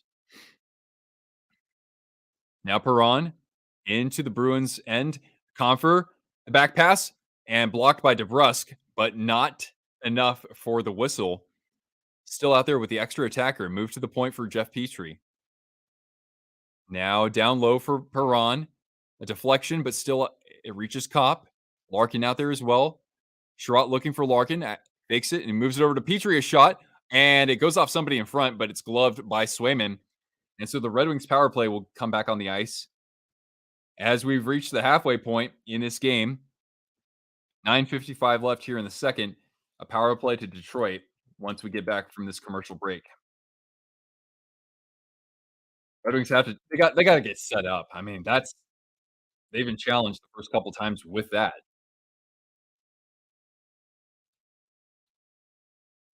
All right. Were there any questions for me that I might not have answered? Uh, it's always good to tag me when the chat's flying. That way, I'll have my best opportunity to do that. I also accept super chats, of course. The Oilers, bro. I have no idea what's happening to them. It hurts to have McDavid out of the lineup, but even so, their depth actually took a hit in the offseason. You know, they lost a couple of players like Costin. He had his moments in the playoffs. They lost Yamamoto. I think there's somebody else from that bottom six who tapped out as well. So they're having a hard time just getting goals at even strength. And then you factor that in that they don't have four attacking lines. So it's not surprising to see them struggling from that standpoint. And then a team that defensively does not have a winning formula. The goaltending is also an issue, but I still think that they can be better in front of their goaltenders.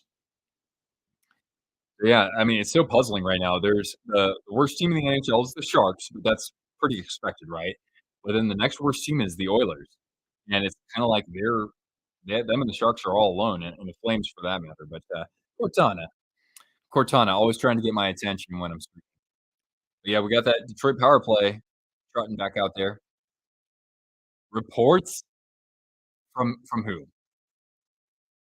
Like, are we talking Frank Seravalli or Peter? Or not Peter Baugh? That he's with the Avalanche. But anyway, I gotta know because reports that doesn't mean a whole lot to me unless I get a name. Because people float crap out there. Sarah Valley had said something about LeBanc being placed on waivers, and he was wrong about that. So I believe it was Sarah Valley. Apologies if I'm wrong. But anyway, power player. We got Coyle versus Captain Dylan Larkin.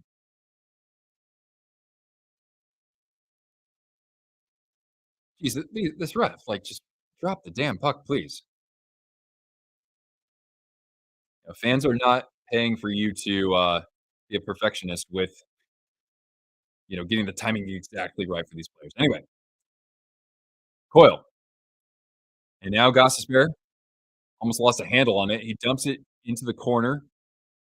The Bruins are the first ones there. Forbert, and now eating up some time in the Red Wings zone. Gossesbear gets a shove. Detroit regrouping here with Sider. 18-9, the shots on goal worked into the Bruins zone or the Bruins zone for Perron. Looking for somebody at the point. Nice play there from a back checker. That was John Beecher. And now in the Red Wings zone, he'll throw one at the net. And Huso, he was a little concerned it might have popped through his pads, but get a face-off in the Detroit zone. Nice job by John Beecher. Really good defensive play on that sequence there. Hockey feed. I gotta know like who's actually who's the reporter on the scene for that. But anyway, uh, Beecher loses that face-off. 1:15 left in the penalty. You don't get it together. They should trade them. Lord, that would be a massive failure, like a catastrophic failure. But I could not see them. It,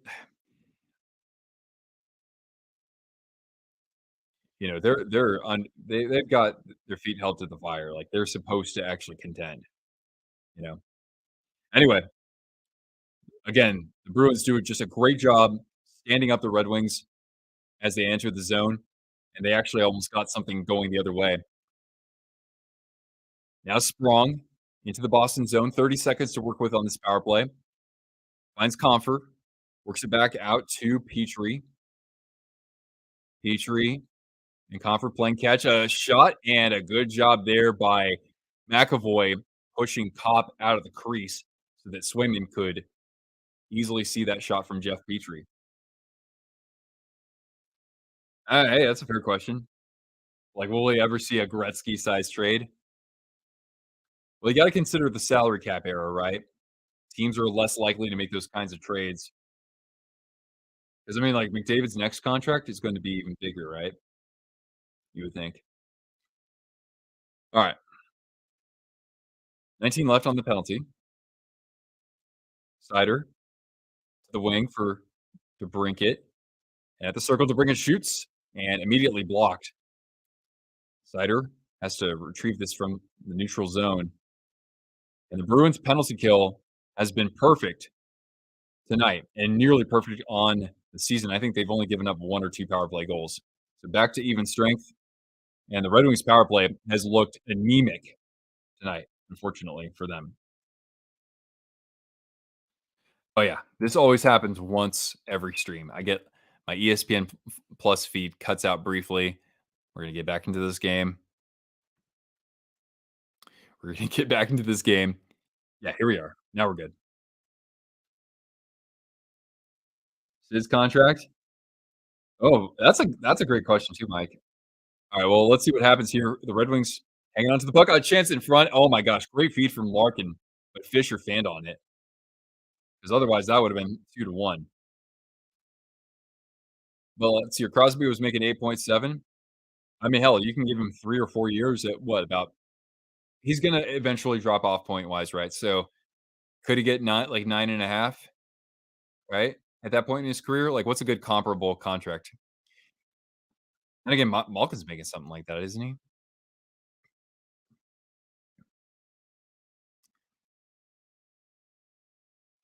All right, Sherratt.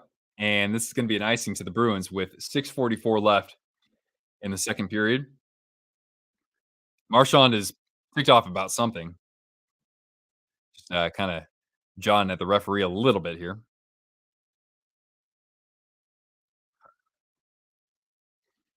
Uh, the scariest mascots in North American sports. Dude, that's a great idea. I mean, unfortunately, I just don't have the 80 or 100 hours it takes to make one of those. So I can't really say what the future is with that channel if there is one. All right. Fun idea though. Oh, Cider. A chance maybe in front for Raymond or Comfort, and a nice stick raise there by Zaka. Detroit re-entering the zone, and now Raymond through the crease, and Karam's out of the zone. Junior 6.1. Oh wow. Huh. I wonder if Sid could get. Like I said, I was thinking like 9.5 for Crosby, or at the most like 4 years. I mean, that might be some people might think that's too much. I mean, you got an older player, certainly, but like the intangibles and just the fact that I know that like this is I wouldn't want to do this as we're at a commercial break, by the way. I wouldn't want to do this as a general manager to pay Sid more than he used to earn in his last contract, right? Because you want to pay somebody for what you're going to pay. You want to pay someone for what they'll do for you during that contract, not for what they did on the past contract. But even so, I would think that he's going to get a good. He'll get a. I could see him getting a slight pay bump. Sid, what's happening to the Sharks? Hey, man, the Sharks are the Sharks. Like this, I knew it was gonna be bad. I didn't know it would be like they would be looking this horrible. It really shows you like what they were able to do last year, even with a crappy roster. With Eric Carlson was a difference maker, despite being on the ice for a ton of goals against, and Timo Meyer for that matter too. But yeah, man, it's ugly. It's very unwatchable, honestly. They have yet to actually score 3. No, I think they only have 1 game where they've scored more than 3 goals. That was the game against the Hurricanes, right? Yeah, it's been awful, man. But hey, the night is always darkest before the dawn, right? and they had to be bad. I can't fault Greer at all. In fact, I mean, he got the Carlson deal done. They got the first round draft pick. They don't have to worry about Burns's contract as much. They're I know consuming some salary, but he's doing what he can because I mean he inherited kind of a horrible tire fire of a mess. EK's kind of struggling. Yeah, yeah. I haven't really heard his. I know he has like what 1 or 2 goals, but he hasn't been. He hasn't been performing quite at the level that he was for San Jose. Good girl, Cortana. There haven't been very many goals, so we got to give Cortana a couple of goal treats. Yeah. All right, here. Big old slice of organic apple. Here you go, sweetie. There you go. Good girl. Good girl. All right.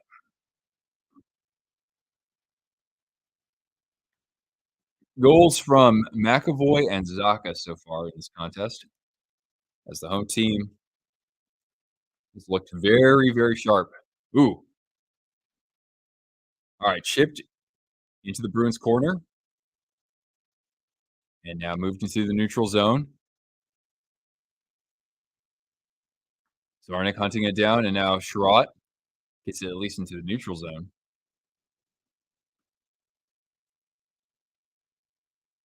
And now Steen trying to advance that into the Detroit zone.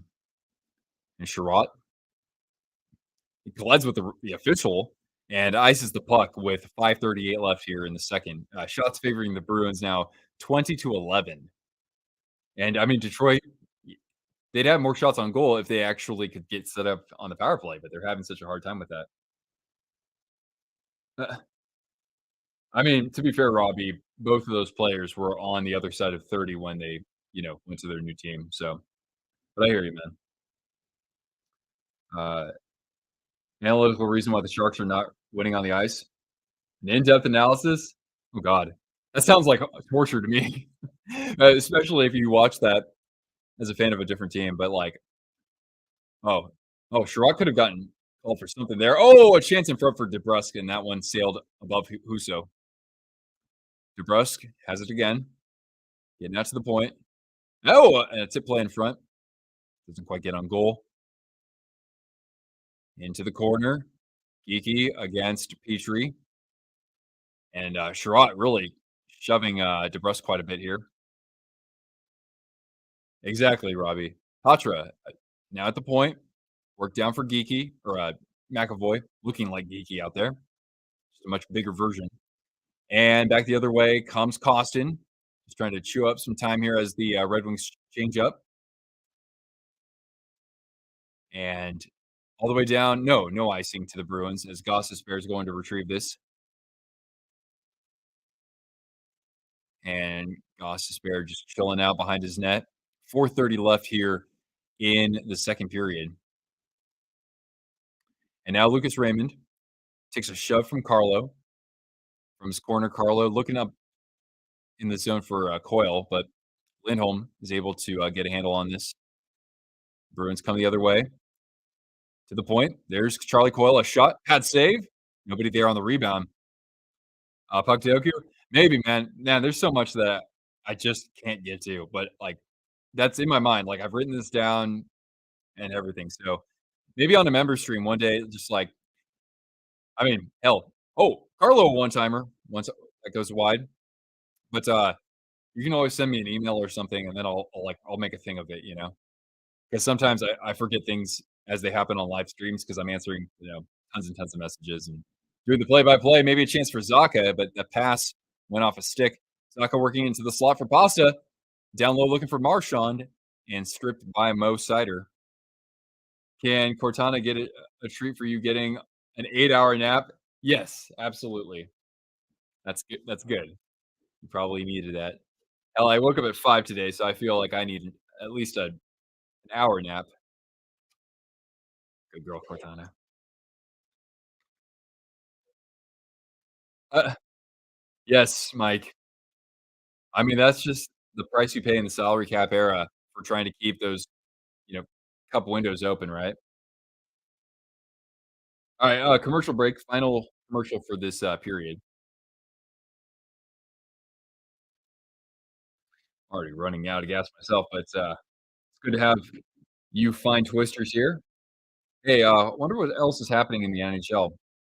I know that earlier the Ducks won 7-4 against the Flyers. The Panthers are able to wrestle the Kraken into submission with a 3-2 regulation victory. So Seattle is now 2-5-2, and they're having a hard time scoring. The defense and the goaltending has mostly been fine for them. Bruins, of course, are 2-0 lead in this game. Islanders hanging on to a 1-0 lead against the Columbus Blue Jackets. Almost through 2 periods in Montreal with the Jets up 3-2 over the Canadiens. Predators and Leafs are tied at 2 apiece. Penguins are trailing the Ottawa Senators 3-0. Then we have 2 late games tonight. We've got the Red Wings we've got the Rangers and the Canucks, the surprising Vancouver Canucks, and we've got ourselves the Golden Knights and the Kings in a Pacific Division showdown, which uh, I sure hope will not disappoint whatsoever. Most accurate shot in the league.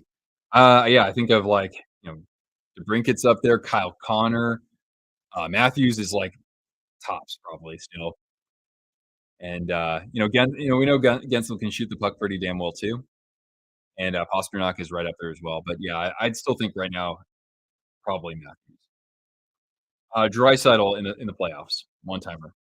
Panthers got, 1 on a last-minute goal, wow, and when you're tied up, that's not teams don't take that many chances, right? The Knights doing that, of course, just a few days ago too. Alright, yeah. Thunderbug, what's going on? Thanks for, jumping in here. Of course, we got a penalty coming up. Looks like the Bruins are going back on the power play. No, actually, Trent Frederick's going to the box for a high stick. So Detroit, you know what? The Bruins, they can play aggressive defensively if they want, right? They can play physical because right now their penalty kill looks otherworldly against what had been a vaunted Red Wings power play going into this game. Uh, I actually really don't think so, Mike. I don't think I have the hockey sense to really call out one player as being highly overrated. Some players get puffed up a little bit more than what they deliver, sure, but I don't think that there's one that stands out from anyone else specifically. All right, here's Sider to Larkin at the top of the circle and back to Mo. DeBrincat, Larkin, not a good pass from DeBrincat. And Marchand the other way. He's gonna eat up some time as we now reach 3 minutes left here in the period. Can we be besties? That's asking a lot of me, but you know what? I'm going to give you my best, no matter what. Thunderbug. Uh, by the way, underrated mascot. Now, Snyder at the point. DeBrincat holding on to this, looking for somebody down low, and now sending it to Sider to the other dot, and a chance maybe in front. Gossesbear is actually out there looking like a forward. And now Gossesbear back to Sider. And a pass from DeBrincat that heels off his stick, and the Bruins get the clear. 1 minute left in this power play. Thank you. Oh, God. Just heard an F bomb through the broadcast. And now here's JT Compher.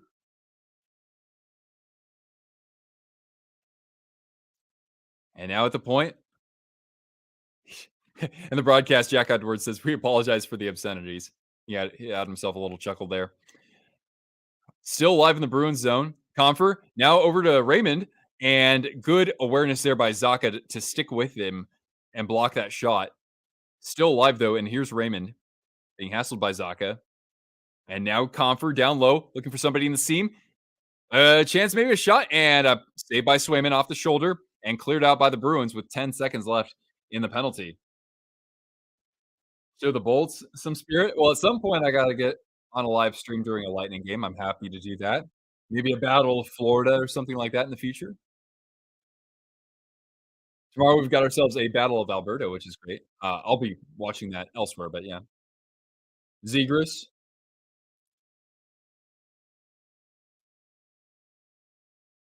All right.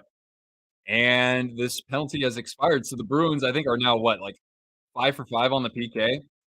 And that has been, I think, probably one of a couple storylines in this game. Zaka looking great though at both ends of the ice in this game, offensively and defensively, especially helping on the penalty kill there. Uh,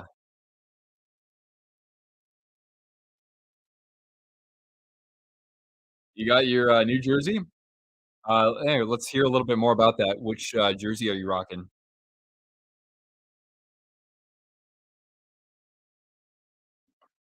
Yeah, you know what's crazy though, Dean, is that Frank Vetrano has like 7 or 8 goals for the Ducks already, and they've been competitive. They beat the Bruins in overtime, and they are doing this without Alex Killorn. So you gotta show the Ducks a little bit of love and appreciation for taking a step forward under new head coach Greg Cronin. All right, and let's ooh, it's shoved there by Petrie on. Can't tell who that was against. I think Van Riemsdyk. Oh, I'm looking for Van Riemsdyk in front, but it gets tied up by Sherratt. 20 seconds left in the period. This one has flown by pretty fast. Bruins still have it in the zone. Here's Lindholm, one timer, and wide of the net off a shot from Pasta. And now still at the point for Lindholm, working it to the half boards, and now Van Riemsdyk. Pasta, a one timer that's denied by the blocker of Huso. And we've reached the second intermission as the Bruins penalty kill again. Detroit's power play looked better, but or looked better than it did in the first period, but still not enough as we hit second intermission. It's still 2-0. Good game though here in Boston at TV Garden. And yeah, it's the second intermission. So, mm, well, Cortana, not much in the way of goals, but I've got plenty of apple for you, my dear. Here, come down. There you go. All right. All right. We've been live here for nearly 2 hours. So sometimes my energy level can start to drop, but I am thankful to have you here for this. And can I wear a Bolts jersey? Yeah, I mean, the way that it goes is I wear the jersey of the home team. So there you go. But I do have a Tampa jersey. I actually have 2. I have a kind of an original black jersey, and I also have it's a Coho, and I have a Stamkos Reebok Premier from the first run of their Reebok jerseys. The black ones that have that reworked logo, and yeah, got Stamkos on that. So we can take a look and see what's happening around the NHL during intermission while I answer questions. Of course. Who me? Am I rocking the haircut? I mean, I've got crazy hat hair going on right now. But yeah, my stylist and barber Nick, who filled in for my guy Anthony, he did a bang up job. He gave me a nice a real straight shave too. So kudos to him over at Mavericks. Matthew Perry passed away. Really? Really? Oh my god. Wow. Well, rest in peace. That's shocking to hear, but that's life for you, man. I hope that his family is able to band together during this troubling time. But yeah, that's surprising. All right. All right, let's take a look and see what's happening around the NHL, huh? Right. A Giga Chat. Hey, thanks. It's the first time anybody's ever said that on one of my live streams, and they're only gonna get better. All right, man. I got that chat energy. All right. Emily Arena, by the way, great place to watch a game. I had a really fun time with the Tampa and Toronto fans that had shown up for that game. This is back in 2018. All right, let's go around the NHL and we'll take a look at some of the scores. So again, the Ducks, they're off to a fairly good start, and Dean commenting based on that as well. Ziegler scored. So Let's take a look at the scoring chart here. So Strome is second on the year. Vetrano, yeah, Vetrano had a hat trick. Unbelievable. He's already up to 8 goals for Anaheim, and there were a lot of goals in this game. Travis Konecny already has 8. You think he wants to drive up his trade value for a chance to play on a competing team? I would think so, right? But yeah, Zegras, that was just his first of the year. That is definitely surprising. Joel Farabee up to 4 goals, that's good. Atkinson has 5 for Philadelphia as well. So, I mean, it's good to see some of these guys bouncing back for Philadelphia. But yeah, for real, the Ducks, they're a little bit tougher of an out that maybe some of us were expecting this year, at least oh no, Robbie, that's very tragic. Jeez. Wow, man. That's, tragic, to say the least. Alright, now let's take a look at this other final here. The, Panthers put 38 shots on goal. That's very un-Kraken-like to, give up that many shots on goal, and they edge out the Seattle Kraken by a score of 3-2 as Seattle moves to 2-5-2. Very disappointing so far. Goals for the Kraken, they actually scored the first 2 this game. Jared McCann, his 4th, and then Eeli Tolvanen. Wow, that was only his 1st of the year. I mean, he had such a strong impact, when he arrived, and his playoffs was excellent as well. So I'm surprised he hadn't gotten on the board just yet. But then here come the Panthers. Gustav Forsling, good to see him healthy for Florida. His 1st of the year, the 1st of the year for Matthew Tkachuk, just 11 seconds later, and then, late in the 3rd period, it's Nick Cousins with his 1st of the year as the Panthers move to, I think, 4-3 on the season. Oh, took a skate to the eye. Oh my god. Uh,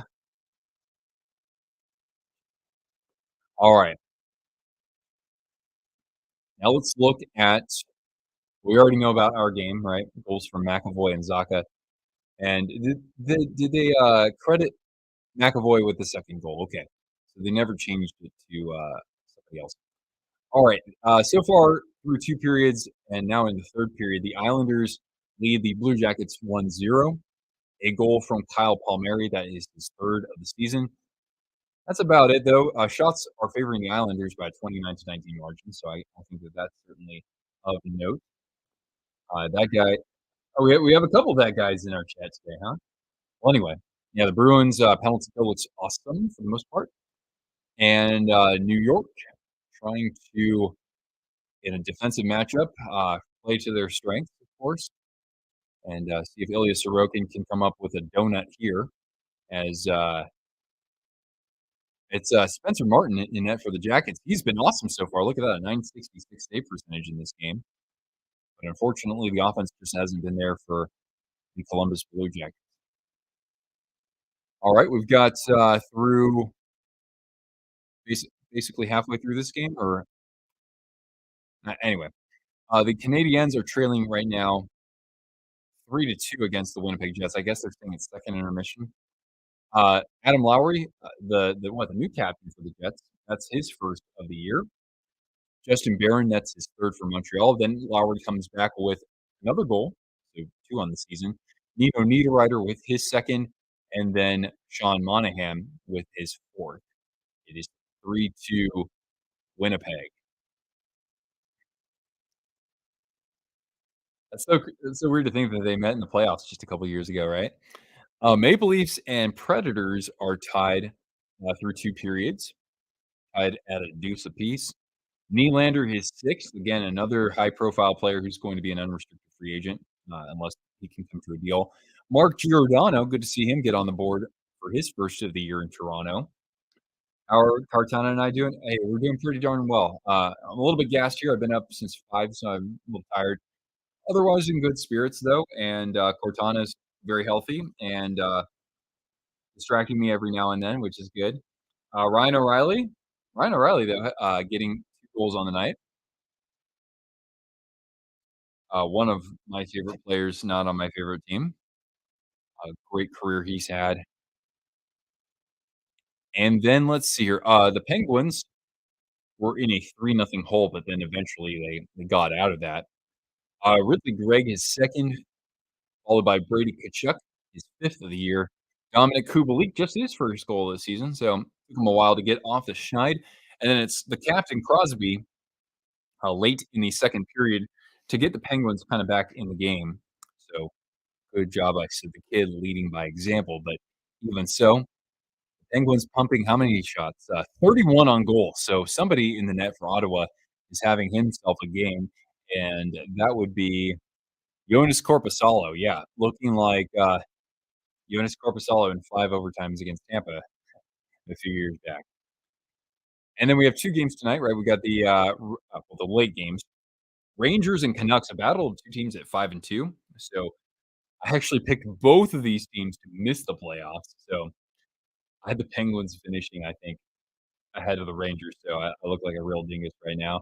I had the Penguins finishing third. So joke's on me, right? And then we have the Golden Knights still unbeaten in regulation with a matchup, Pacific Division one at that, against the LA Kings at 4-2-1. Standings right now. Now, of course, this will change in less than an hour. But I like looking at points percentage. That's really, I think, the way to do it versus total points. So right now, the Bruins are on top of the division, and they're trending towards staying on top of the division. But Maple Leafs, they're in second, and Detroit very close to them. Montreal not too far behind either. Tampa weathering the storm, no pun intended. Yeah, Cortana is McChillin. She's always a good girl. I always make sure she gets exercise before we do our streams. That's the bottom line. Uh, oh, the Canucks played yesterday. Yeah. Well, good luck to them. I like to see them doing well, though. Uh, yeah, in Florida, getting trying to stay with that pack, right? But of course, Tampa doing this without Vasilevsky, and then in the Metro right now, actually, look at that. The Rangers are in first place. And we'll see what happens against Vancouver.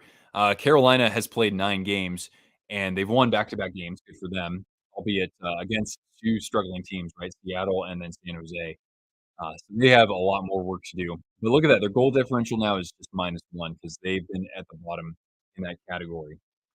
Then we have Philadelphia is actually over 500, and so are the Blue Jackets. Jersey, they've kind of, I don't know. It seems like they're. I actually haven't watched New Jersey just yet. I gotta check out a game at some point. So yeah, points percentage. Yeah, Carolina's not in second; they're in sixth. But yeah, again, the Capitals and Penguins are on the bottom of that division. Capitals though getting yeah back-to-back wins. New Jersey being one of those opponents that they defeated, so that's good on them. Oh, whoa, you're in San Diego, man. You're all over the place, Dustin. Vegas, Alaska, San Diego, Idaho. All right, and then in the Pacific Division here, the Avalanche looking sharp despite getting blanked by Pittsburgh recently. The Stars, they recently suffered their first regulation loss, but 9 points in 6 games is pretty strong. Winnipeg is the other team in that division over 500. Arizona is now just 3 and 4. They've had a couple of tough losses, but they've so far been a difficult out for the most part. We had a broadcast recently in a kind of a boat race against the LA Kings. Pretty good game though. Blackhawks, even though they're 3 and 5, they've had some tough opponents. They played the Bruins twice. They've won against the Golden Knights. So I think if you're a Blackhawks fan, I mean, chin up. Nothing's expected from you, but the future could be pretty bright. It might take a little while to get there, but don't worry. Your worst years are behind you, I would say. And of course, the Golden Knights undefeated in regulation, already 15 points on the year, best in the NHL. Canucks sit in second place. Kings are also over 500. Ducks got back to 500. And then, yeah, look at that. You got a pretty putrid bottom 4 in the Pacific Division and a couple teams that we weren't expecting to be there in Edmonton, Seattle, and some might say Calgary. And bringing up the rear, baby. 0-7-1. Return of the Mac. Macklin celebrating. You are a San Jose Shark. It better, Mike. Those Penguins, they better figure it out, man. What are they going to have to do?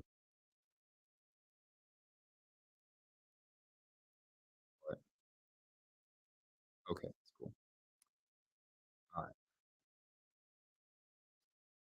Alright, so anyway, those are the scores around the NHL, and you are fantastic for hanging out with me.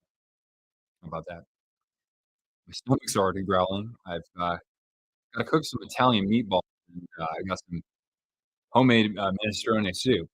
Not that I made, but my neighbor or not my neighbor, my what do you call it? You know, somebody who's a friend, but lives in the same town as you, not too far away. I guess I guess I would call her a neighbor. We're in the same town. We're in a small town, sort of. So, yeah. Macklin scored a goal today. Awesome. Yeah, I think he has, like, 9 points in 6 games, and I guess this is his 7th game, so he's looking strong for BU. I love, seeing that for sure, as we are certainly in the mix for him or Cole Eiserman, but, yeah, not like a Bedard Fantilli kinda draft. It's not quite as stacked, right? But we'll have better defensemen in this upcoming NHL draft, so I'm looking forward to possibly getting a good blue chip defenseman, in the 1st round in addition, because 'cause we're gonna have, uh, Pittsburgh's 1st round draft pick, and we'll see how we can turn it around.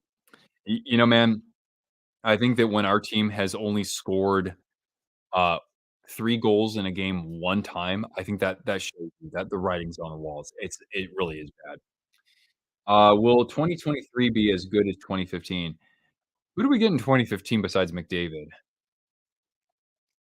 I mean, like, honestly, I don't know draft classes well enough, so I wanna learn more about this upcoming draft class, but 2023, I would think it has the potential to do that because, like, the top 4 players were rated very, very highly, um, and the 1st round depth overall was still pretty stacked, pretty solid. Not like, oh 03, but how is Blackwood doing? He's doing the best he can. I mean, his numbers are horrible, but and I've seen some goals where I'm just like, "Dude, you can't give that up," but he's also made some circus highlight reel saves.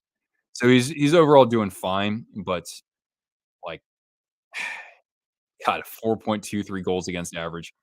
His goal save above average is minus 1.6, but even so, I don't even think that necessarily justifies how much he's had to battle out there.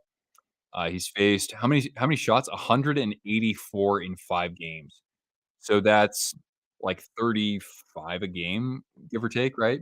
That's not terrible, but that doesn't reflect quality of chances either. Return of the Rick. Yeah. We got lots of Twisted Wrister hockey members hanging out with us, so of course, always appreciate your extra support there. Marner, Eichel, Strome. Yeah, Strome was what, 3rd overall? But yeah, if you get a McDavid, a Marner, and an Eichel from, 2023, right? Like, could Fantilli, Carlson, and Bedard be players of that caliber? That's asking a lot, but I mean, or well, no, Cooley was the year before, because I was just thinking about rookies, but, Fantilli, he looks like an NHL ready player. Bedard, he's got skills, like a shot that could be elite in this league, right? Best flow in the league. You know who had a really good one for the Jets was Sami Niku back a few years ago. Best flow. Nylander can not maybe right now, but Nylander has some good flow. Yeah, I'm gonna open that up for the chat. Who's got the best flow in the NHL? I always love, the Tanevs, they've got good flow, and, we're gonna get to the 3rd period here, guys. What about Timo? Oh, yeah, Timo came from 2015, yeah. Man, that is a pretty strong draft class. Man, my stomach is, growling. I might have to get up and get some jerky or something, guys. First commercial break. Nick's gonna need a break for a stick of jerky.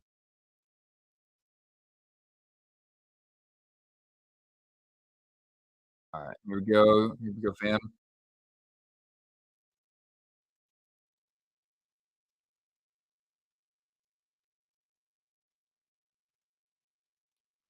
Yeah, William Karlsson, Dean, good call, good call. He's got great flow. Those Swedes, man, the Swedes have very, fine hair for such occasion. Ally Frady? Yeah, that's a good throwback. All right.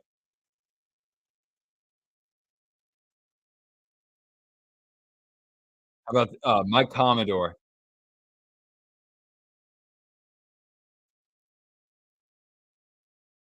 or, Scott Hartnell? That's that's some pretty classic flow. Wayne, yeah, when Wayne was a rookie, right? When he first broke in, he had some flow to him. How about Yager? No, no, no, all time. I afraid I don't know. I think that Yager is the only one who can compare to him. Or what? I think Mick Sorley had himself quite a main back in the day, right? Was I showing the game by the way? I don't think I was. At least hopefully I wasn't. I don't want to get stricken with copyright. All right, all right, all right. So now we're gonna drop the puck here in the third period. We'll see if the Red Wings have any desperation to the game.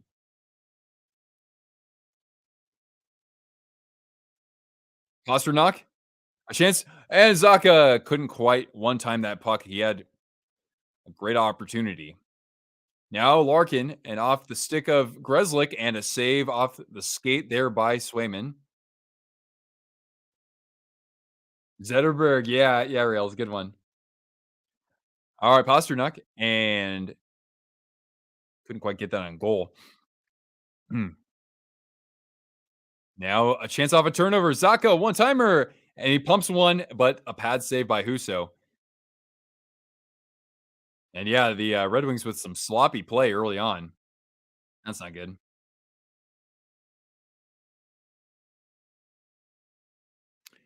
Carlo, back pass found Van Riemsdyk, and he's going to spin away from the defender. A shot, and Lindholm puts that wide, scooped up by Kopp, and now Comfer, a backhander into the neutral zone, and Perron trying to, or Petrie trying to dump that in, but immediately disrupted. And Detroit is going to have to regroup.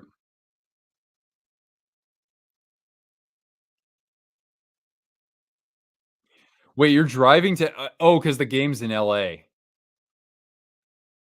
Man, you don't mess around, that's for sure. All right, we get a whistle here.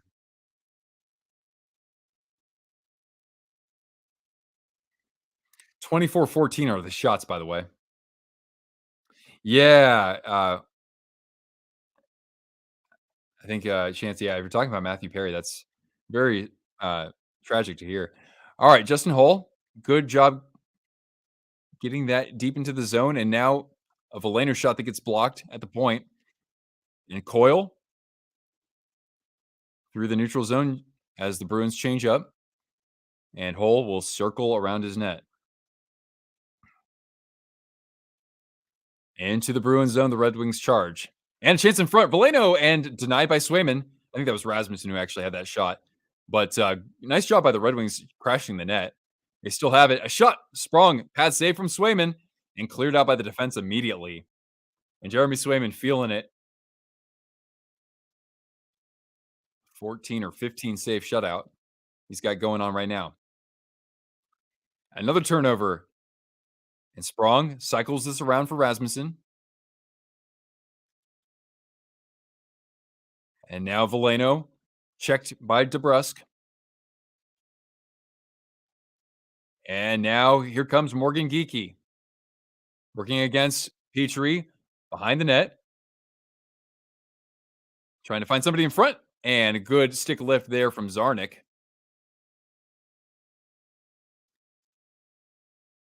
Now Zarnik. And dumped behind the net. Looking for somebody at the point for Sherratt. Glove down, but that's going to be a hand pass off the hand, or the glove, I should say, of Costin. And we'll get a face off in the neutral zone. But yeah, the Red Wings looking a little bit better after their first shift or two was very sloppy. But 3 minutes gone by here in the second period. Mm. All right, Rails. Catch you later, man. Good luck to your Kings. That's probably the last time you'll ever hear that from me. And hey, if the Diamondbacks find a way to win the World Series, you can say you lost to the best team. But got swept by the best team.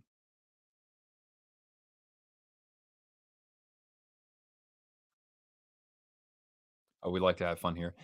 All right, Bruins winning this face-off. Ooh, nice shove there by I couldn't see who that was, but anyway, Red Wings regrouping. Wallman, and now Wallman ramps up a stick, still alive. A Fisher, that's right. And now Carlo facing some pressure, able to get this cleared to Beecher. Dump down. The Bruins will get a change. And now the Bruins chewing up some time in the Red Wings zone as they get the full change or the near full change. Cortana's locked in. Yeah, she wants some more goals, man. There have only been 2 goals in this game. This is not very fair to Cortana, so we'll have to give her another treat on the whistle. Raymond, and now a shot from the point, and in front was Larkin, and he couldn't quite get a stick on it, and Swayman got a piece of it. Now from center ice, McAvoy and Pasternak, and runs into a couple of players, but we'll get a offside. Now we'll give Cortana a goal treat, even though there wasn't a goal. So here we go. All right, here you go. Girl. Come over here. There we go.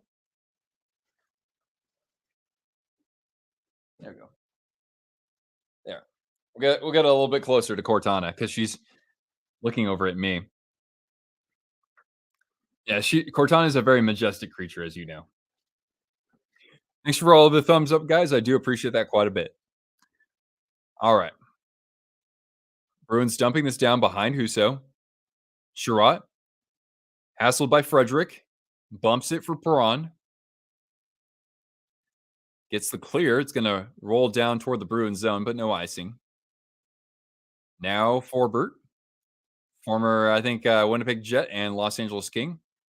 And now slapped in by Swayman. Takes an awkward bounce and charging in was Kopp, but the puck just bobbled a little bit away from him. Bruins having a little bit of trouble. Red Wings doing a nice job applying some pressure. Yeah, she's a sweet potato. She's so cute. She's my baby girl, guys. Almost 10 years old. Cortana's going to be 10 in January. 10 years young.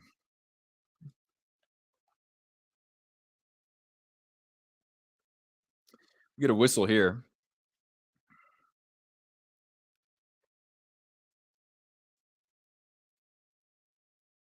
Red Wings closing that gap with 17 shots on goal now.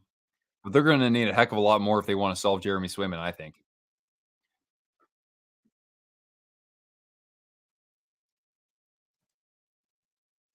Bruins trying to stay undefeated in regulation.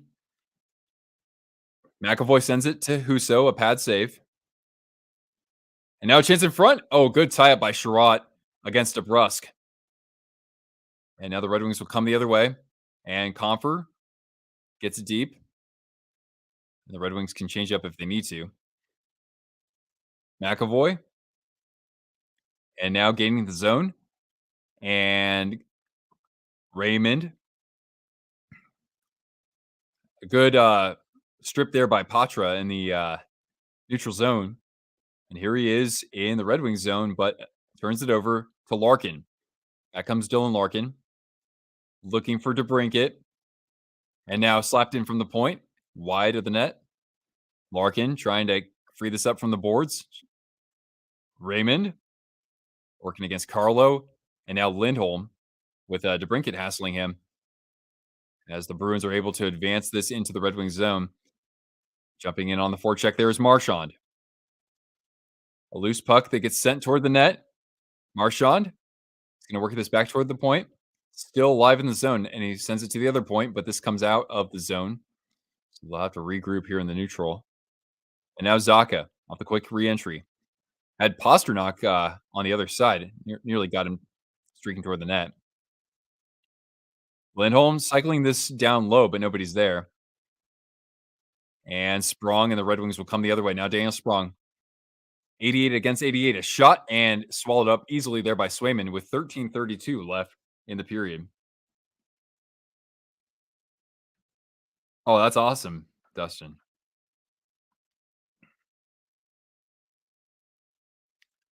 That must have been well, that would be basically for a dog an indescribable feeling, right? All right, so we get a first commercial break.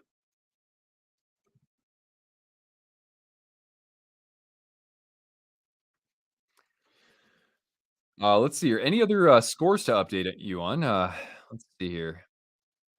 Islanders have extended their lead against the Blue Jackets, so it's now 2-0. Although the NHL website is not a does not do a good job with immediately telling you who scored. So 2-0 Islanders. The Canadiens have tied it up at 3 against the Winnipeg Jets. That third goal coming by way of Yoel Armia. There's a name I haven't heard all year. His first of the season, assisted by Caden Gooley. So now 3-3 against the Jets. And the other games are the same score.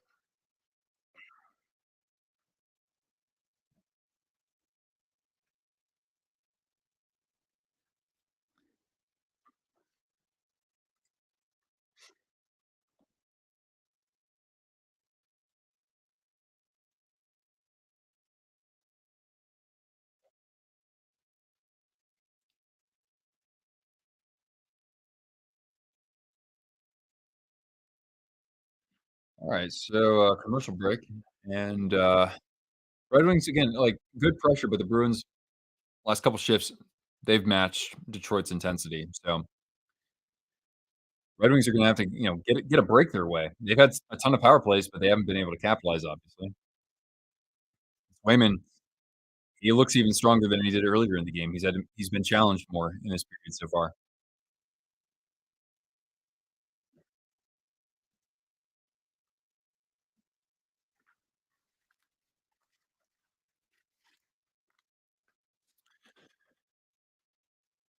Oh man, it's already getting cold in this room.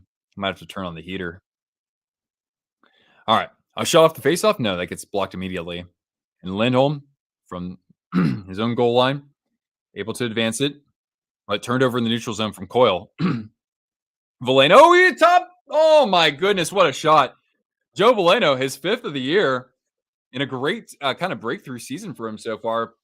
Top corner, man. Beautiful shot. No way in hell Swayman could have gotten a piece of that. Actually, Cortana's going to get 2 goal treats for that. That's a hell of a shot. But yeah, good back check there from I couldn't see who that was if it was Sprong or yeah, Sprong. Kind of made it happen in the neutral zone. And then it was of course a snipe from Valeno. A former first round pick. He wasn't looking like one for a while there. And now this year he seems to have found his game, at least offensively. And now the Red Wings, let's see if they can feed off of this even more as they have new life in this tight defensive battle. I said it was going to be 3-1 Bruins with an empty, like one of those goals would be an empty net. So far, I kind of like what I have predicted here. Oh, Perron, big hit there behind the net. Red Wings have it in the Bruins zone. Work to the point to Sherratt behind the net. There are 2 Red Wings there battling against Forbort. Forbort and a chase in front. Oh, not quite getting that shot off though. Still alive in the Boston zone. Sherratt, and we have quite a battle here along the boards and in the corner. Forbort stripped by Raymond. Seems like he's done that a few times tonight. And now a shot from Sherratt, and that goes wide of the net off a stick. Picking it up is good puck retrieval again from Lucas Raymond. And able to keep it in the zone. That was impressive. How he did that. He had 2 Bruins at the top of the zone. And now Sherratt, as the Bruins have been hemmed in their zone for over a minute now. Confer, Sherratt, a shot off a stick, and DeBrusk a chance to clear, and he does. But it's immediately corralled in the neutral zone by Sherratt. The Bruins able to get the change though. The Red Wings gaining the zone. A shot from DeBrincat off somebody, retrieved by Sherratt. He doesn't want to be caught too far down though. If he's that deep into his shift, he's gonna take a trip over to the bench. DeBrincat out to the point now for Sutter. DeBrincat to the point for Wallman. A shot and off of his teammate in front, who's actually Snyder, and now Larkin. The Red Wings, man, just putting on a clinic in the Bruins zone. Can they get one more? Snyder, a lot of pressure up top, and the Bruins are able to get a clear off of that. And man, Detroit coming hard. DeBrincat gaining the zone. Alex DeBrincat, a back pass, maybe a chance, a shot from Sprong that goes wide and rattles out of the zone. Yeah, the Red Wings really stepping up here. Good girl.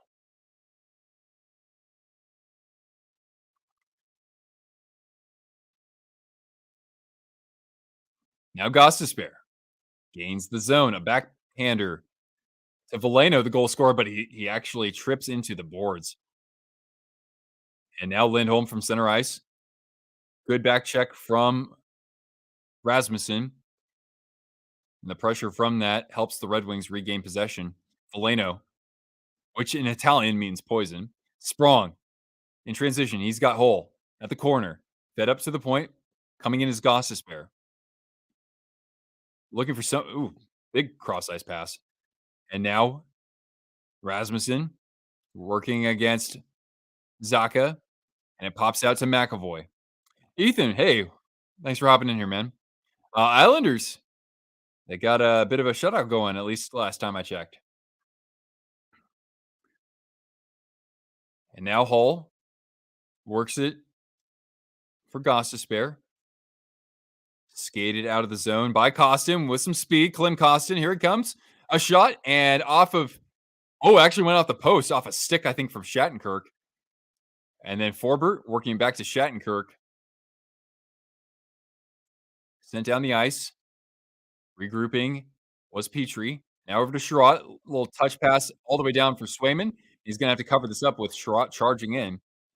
Oh, nothing to be sorry for. Hey, everybody gets credit for popping in at any point. And we get a scrum here in front of Swayman. And what has gotten kind of intense for the Bruins. The Red Wings just coming at them with everything they got. And we go to another commercial break here with 9:14 left in the period. Can I last without getting any jerky? No, I need some jerky. I'll be right back. Watch Cortana for me, okay?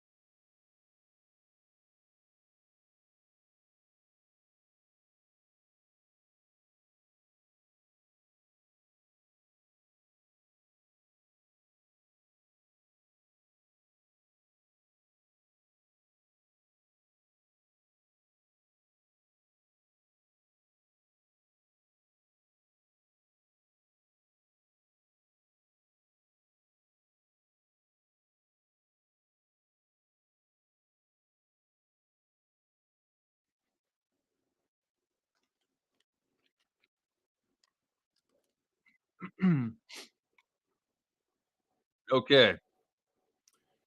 Good jerky, good game, amazing group of hockey fans coming from all over the place. All right. But no penalties in this period so far.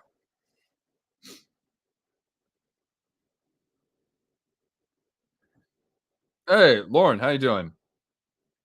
Ben, hey man, I'm doing pretty good.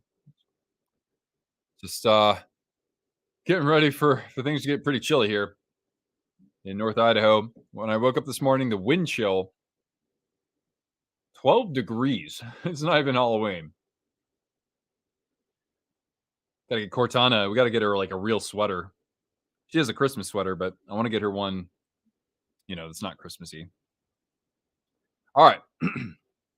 Actually, we had matching penalties there. Yeah, I know. It has been a while. Favorite player? Mike Bossy. Oh, cool, man. And rest in peace to the legend. For me, Dominic Hasek. Like, favorite player, not on my favorite team.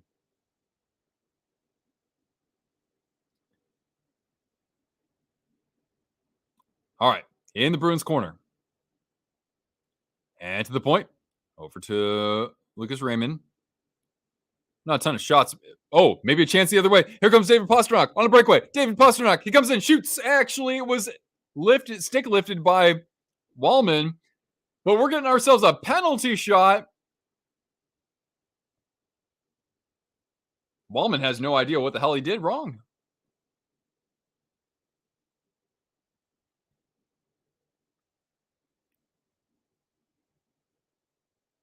I'm calling it a slash.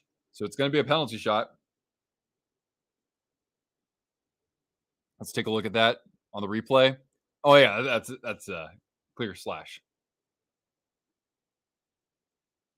All right. Pastrnak has scored twice on 5 penalty shots. So here he comes, David Pastrnak from center ice.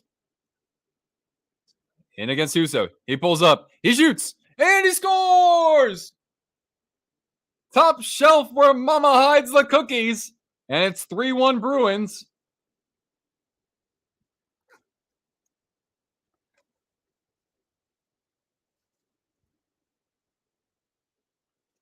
Give Cortana some goal treats. Bruins meet. Hey.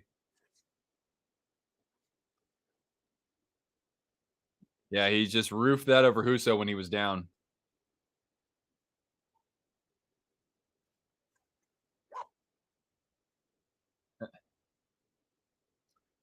All right, we'll update the score here. And that's with now 8:41 remaining in this game. 4-1, Mike. You need any reinforcements? I've got a few to sell you if you want. Not that they've done anything for us. 3-1 Boston. What team would Cortana be a mascot for?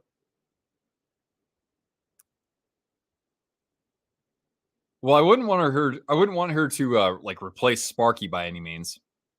All right, Marchand stripped by Larkin. They might have a 2-on-1 the other way. Here he comes.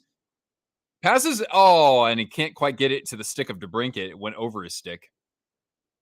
Would have been on the back end too. But yeah, I wouldn't want her to replace Sparky. She can replace. I don't know. I gotta think on that. 5-1, geez. And now here's Veleno, a shot and off of McAvoy. He's gonna feed the point though. Shot from Wallman and a glove save by Swayman. And this is still 4-4, by the way. 23 seconds left of that.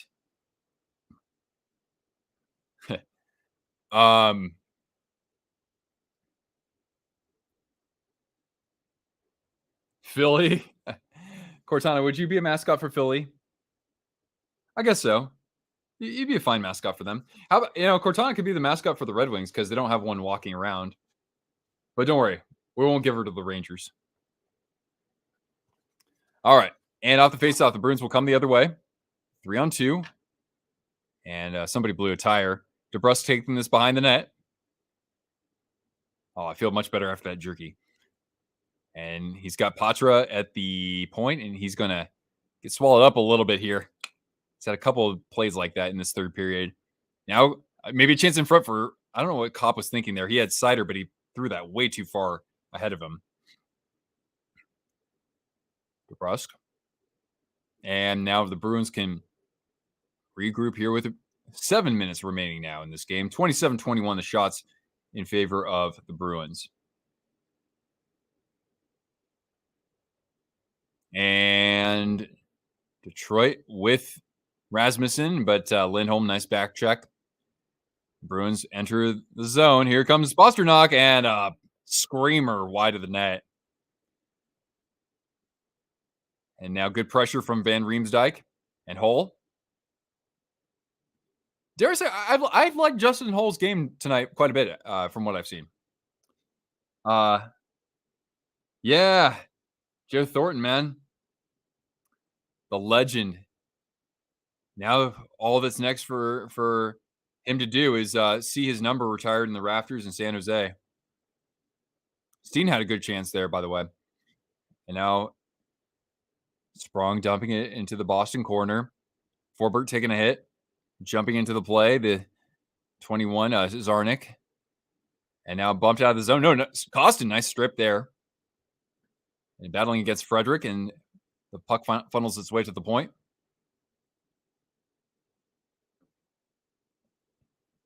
That's a good question, Lauren. I'll tell you about that in just a second. On the whistle, okay? And Donnell, I'll answer that on the next whistle as well as we get to 5:30 left in this game, and it's icing.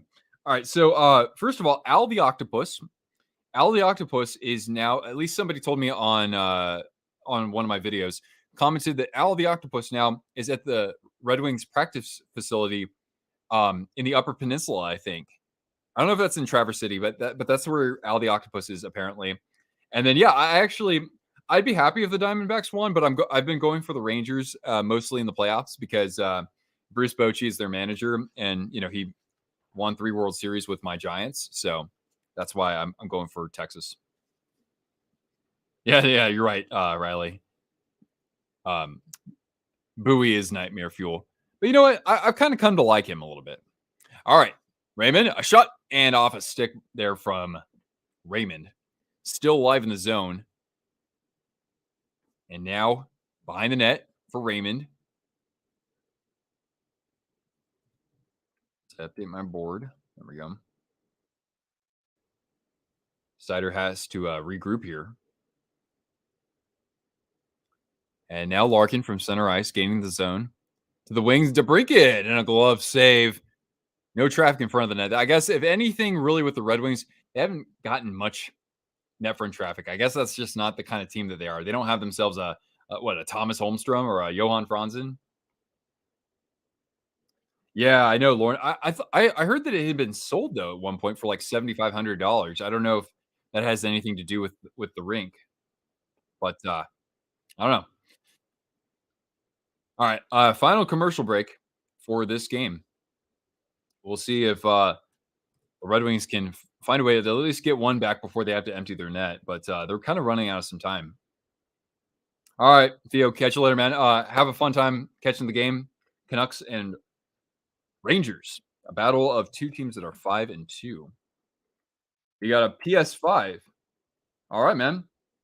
It's your birthday and Christmas gift. What day is your birthday?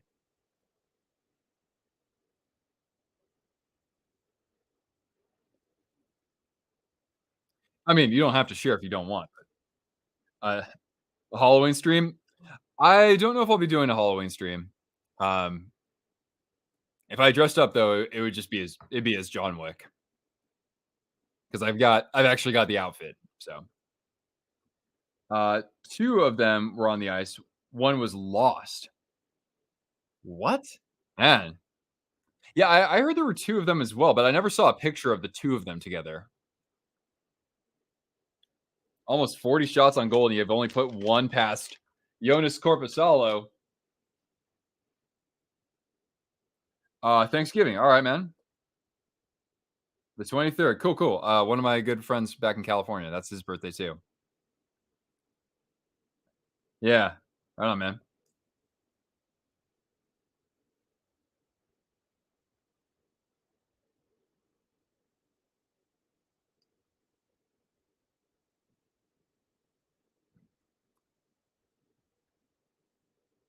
Yep. So goals from Voleno for Detroit, and then of course McAvoy.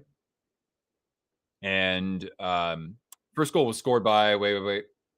Shoot. First goal was Zaka. And then of course we have the Pasternak penalty shot, the difference maker here.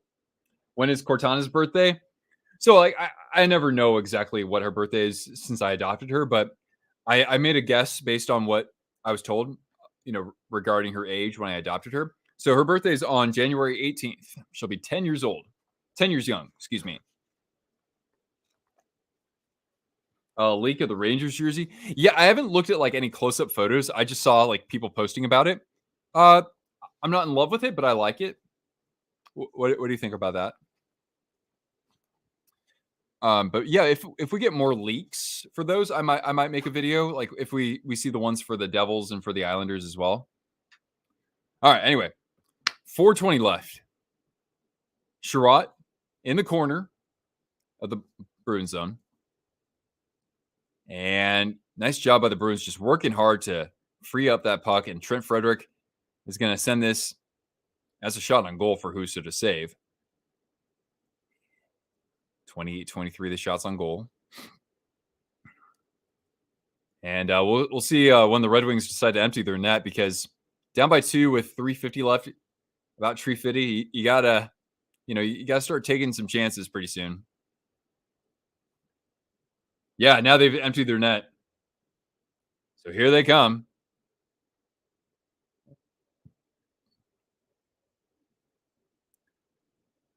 All right, they gain the Bruins zone with Perron, and he takes a spill against McAvoy. Puck comes out to the point for Gostisbehere. Now DeBrincat at the dot, a shot. DeBrincat hasn't looked all that good this game, to be honest with you. Part of that is because the Bruins are so good at defending. But here he is again. Come on, DeBrincat. At the point, he's got Sider. Now Gostisbehere. DeBrincat at the boards. Good defense from Patra. Now behind the net for Perron. Out to the point. You got to pump some shots on goal, guys. You've been holding on to this for like 30 seconds. And DeBrincat has a shot blocked by Patra immediately. Still alive. A chance in front. Oh, my. That went just wide with Veleno and Perron in front of the net. Still in the Bruins corner. Trying to dig this out. Larkin. This goes out to the point for Sider. Passes up the shot. And a bumper pass, or a slot pass, that gets deflected and comes all the way down toward the empty net. Is it going to trickle in? It does. Oh, my God. That's horrible luck for the Red Wings, but that's going to be Brandon Carlo? Or is that Pasta's goal? And take a look at that in just a minute. But now it's a 4-1 Bruins. So I said 3-1 Bruins with an empty net, but alas, it is 4-1 Bruins. But yeah, let's see whose goal this is. And yeah, it was Carlo. And yeah, it was just a deflection, or a ricochet off the boards in the neutral zone and trickled down into the net. Actually, that is Pasta's goal. That's his second of the evening.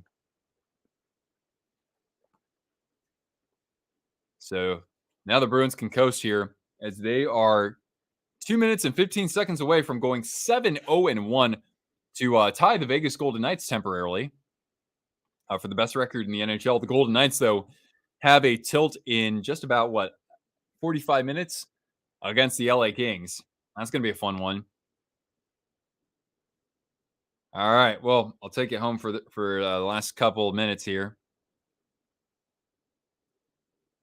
Red Wings getting this all the way behind Swayman, retrieved by Lindholm.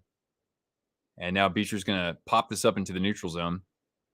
Charging into the Bruin zone is Zarnik. Looking for Fisher in front of the net, but that gets blocked by Grzelcyk. A lot closer. Were you the one who said it was going to be 7-6?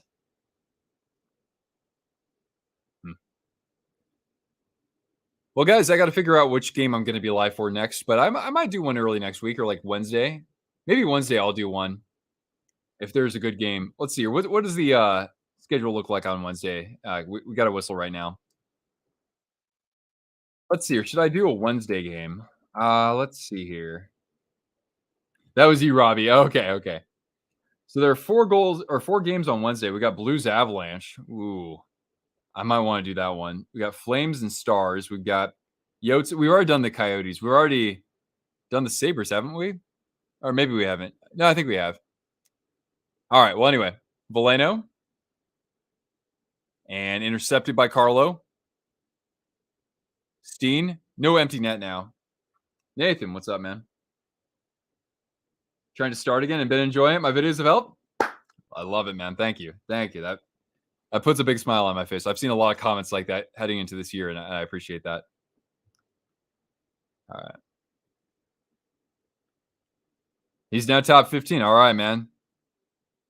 I mean, too bad it has to come in a losing effort because he's not going to think about that, you know.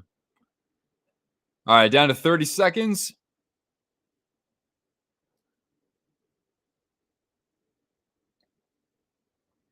I mean, this was a really good game. I mean, that penalty shot though was the killer, really. That took a lot of momentum out of the Red Wings sails. They pressured, but Jeremy Swayman was excellent. The only goal he gave up, he had no chance on. That was a snipe from Veleno. And in the final 10 seconds, another shot that he'll turn aside. Down to 3. Patra spinning away from Zarnik. They tie up. And this one is in the books. The Boston Bruins 7-0-1 to start this year, as the Red Wings now are technically in a little bit of a miniature slide, right? But they're still looking good. 5-3-1. But yeah, if anything for the Red Wings, it was their power play. Not being able to get set up on those early ones, especially. And the Bruins, perfect on the PK. Aka had himself an excellent game. Swayman looking very sharp. The defense doing a good job keeping the traffic out from the in front of him. And yeah, we got ourselves a final here. So, like I said, guys, I might be getting live again on maybe on Wednesday between the Avalanche and the Blues. If not, maybe Tuesday on the 31st. What do we have for Halloween? Canucks, Predators. We've already done the Predators. Kings, Leafs. We've already done the Kings. So yeah, I think our best chance to reconvene again will be Wednesday for either Dallas, Calgary, or St. Louis, Colorado.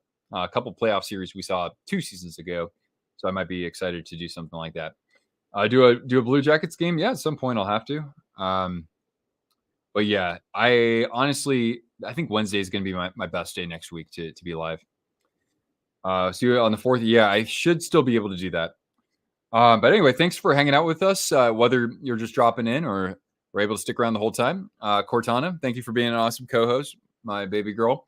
And I'll see you guys again real soon. I know I got to actually upload a video at some point on this channel. Trust me, I'm kicking myself over that. But anyway, it's great to always chat with you guys. And hopefully we've got some more exciting games to look forward to real soon. So catch you guys later. Have a great night and a very, very fun rest of your weekend.